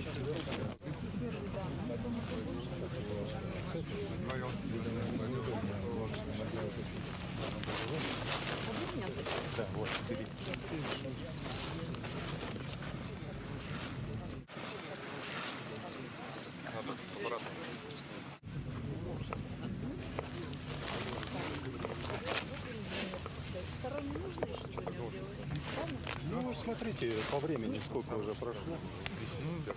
Если хотите работать, работайте.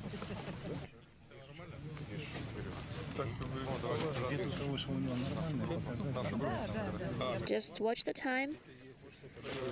The readings are nominal.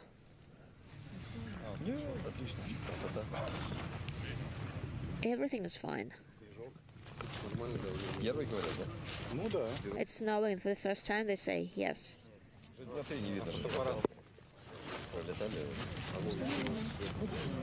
Пролетали с орбиты уже дня 3 как облачно. До этого ясно было.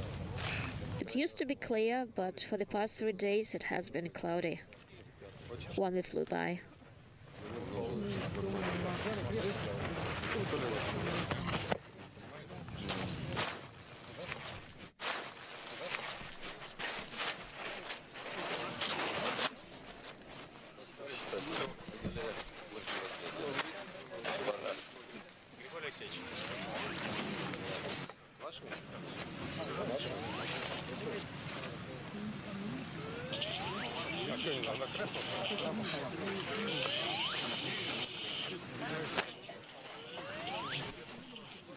Так, все, я тогда ухожу сейчас в палатку, а вы тут тогда поработаете немножко для камеры, а потом там увидитесь. Хорошо? Хорошо.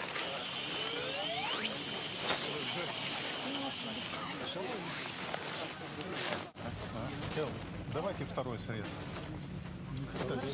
This video from the landing site is courtesy of Roscosmos, a close-up view of the descent module. Let's take one more reading. The only section of the three-section Soyuz vehicle that returns from space.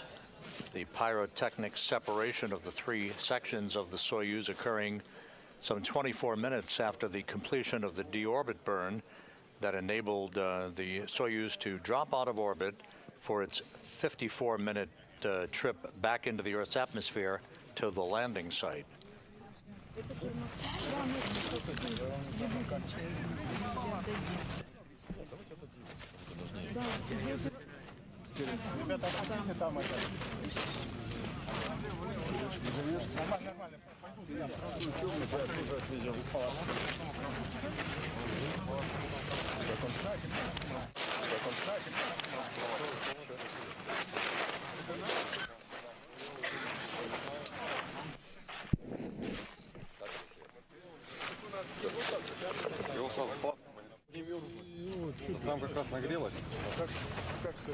They're taking him to the tent, and it's warm in here. And one of the other crew members being taken directly into the medical tent.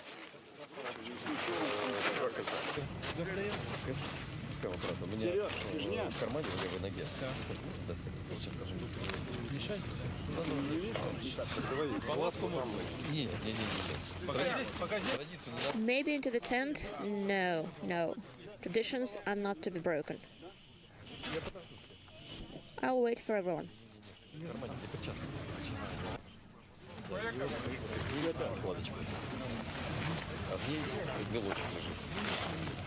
So 2 of the 3 crew members are now out of the Soyuz vehicle. You still see Sergei Ryzhikov, the Soyuz commander there. One of the other crew members already inside the medical tent.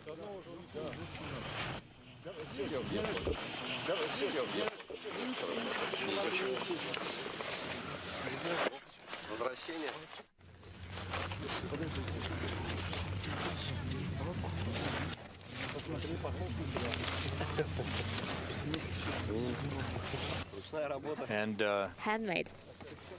One of the people on the scene at the landing site providing a Matryoshka doll, a stacking doll, bearing Ryzhikov's face, a whole collection, hand-painted, one after each flight, as an offering of congratulations for his return back to Earth.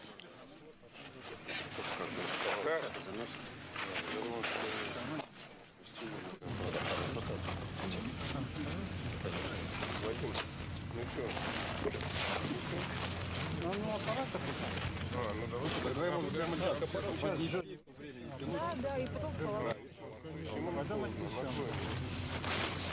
Все понял, да. Все назад, Сделал назад? Подписывал? Да. А, дали мне? Дали. Я вас с орбиты вез. Не подпишу.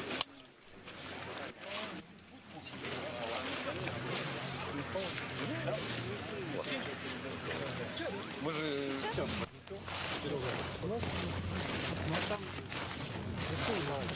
Там очень много людей. Нет, ну не достанут, а потом мы подойдем. Давайте, Джонни, да нет, Джонни, давайте дождем. Нормально.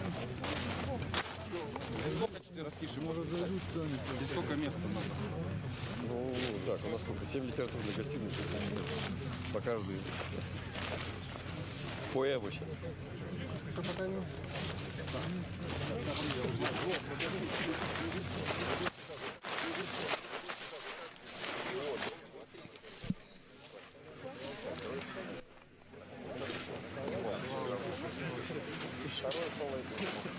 Нет, если... А есть второе дело? Может, второе дело? Не, Леш, не полный переживай.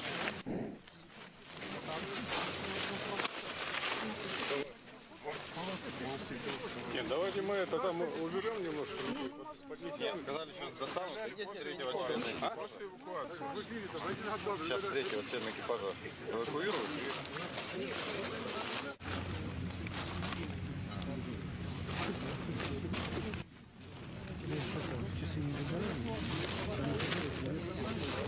С моей стороны не было. Не было уже, да? Вы Нет, сказали, вы сломали пароль. А, нет, это отдать его месяц.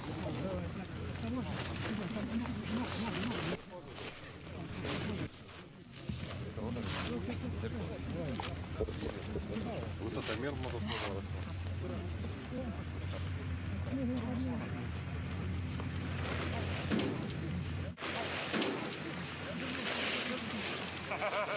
Все нормально? Молодец. Дружище. Чему?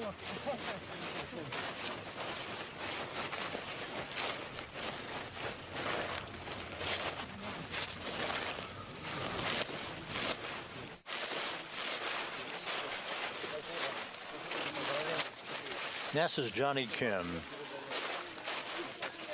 back on Earth after 245 days in space. Where are our photo and video folks?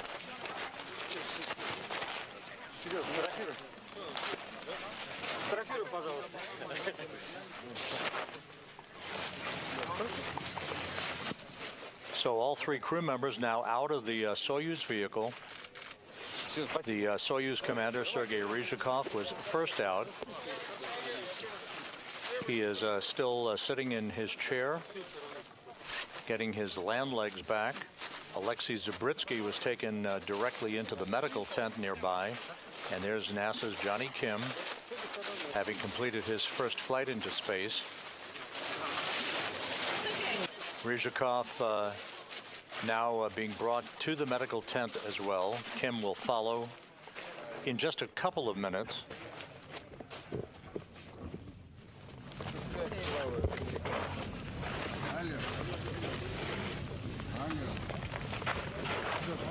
Take a photo with you?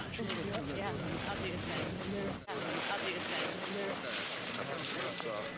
Get the doctor here in a second. Ryzhikov fulfilling a long-standing Russian tradition by signing his capsule. Okay. She knows that you're, awake. Take care. Okay.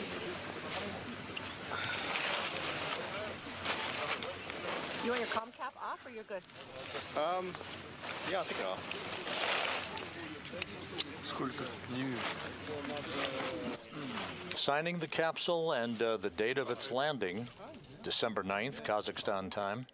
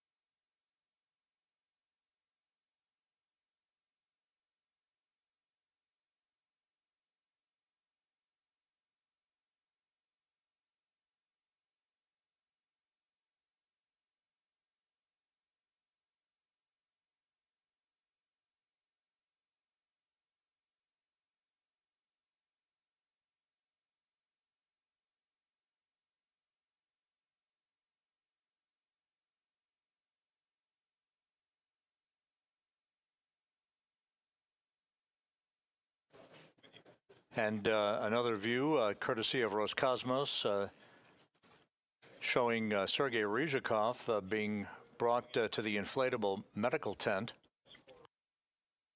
Alexei Zabritsky already in the medical tent.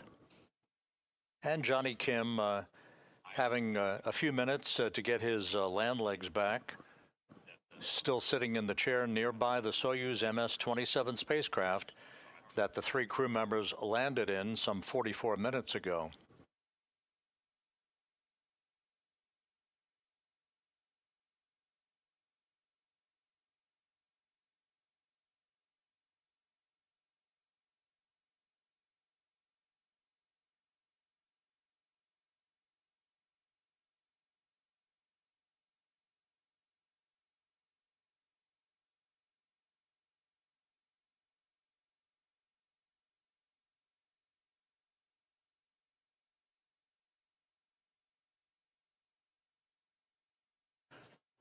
And another view of NASA's Johnny Kim.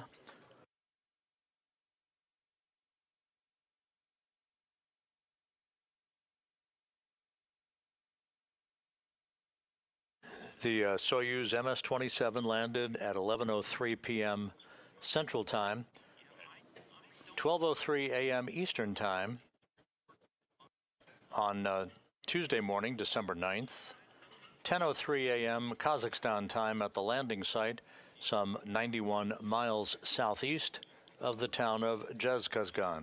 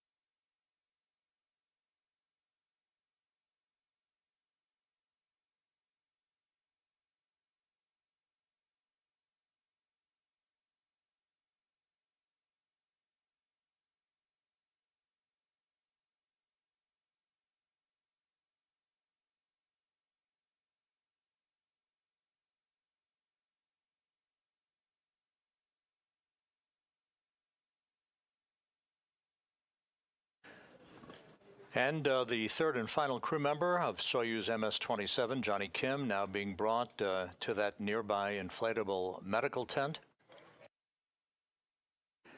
Right there in the foreground is Dina Contella, who's the Deputy Program Manager for the International Space Station program.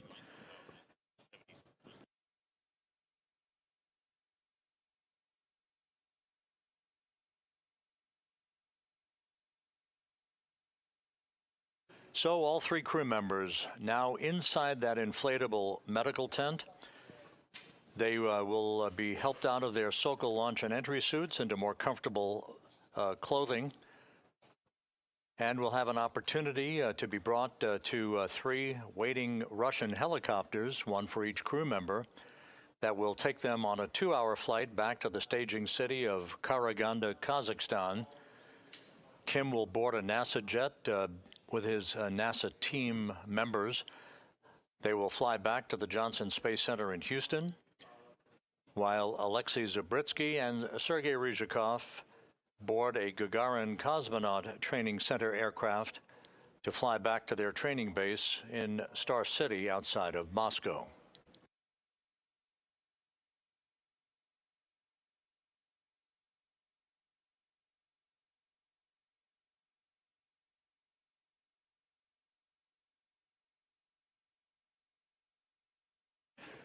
So with a successful on-time landing for the Soyuz MS-27, all 3 crew members out of the spacecraft and in the medical tent, as is the common procedure.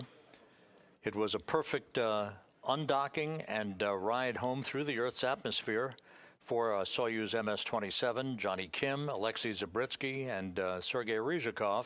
They are home for the holidays, back on Earth, after 245 days in space. With that, we'll wrap up our coverage for tonight. Thank you for staying with us, and we wish you all happy holidays throughout the month of December and beyond. You can continue to follow International Space Station activities on our website at nasa.gov and all the other NASA platforms. But for now, we'll sign off. This is Mission Control Houston.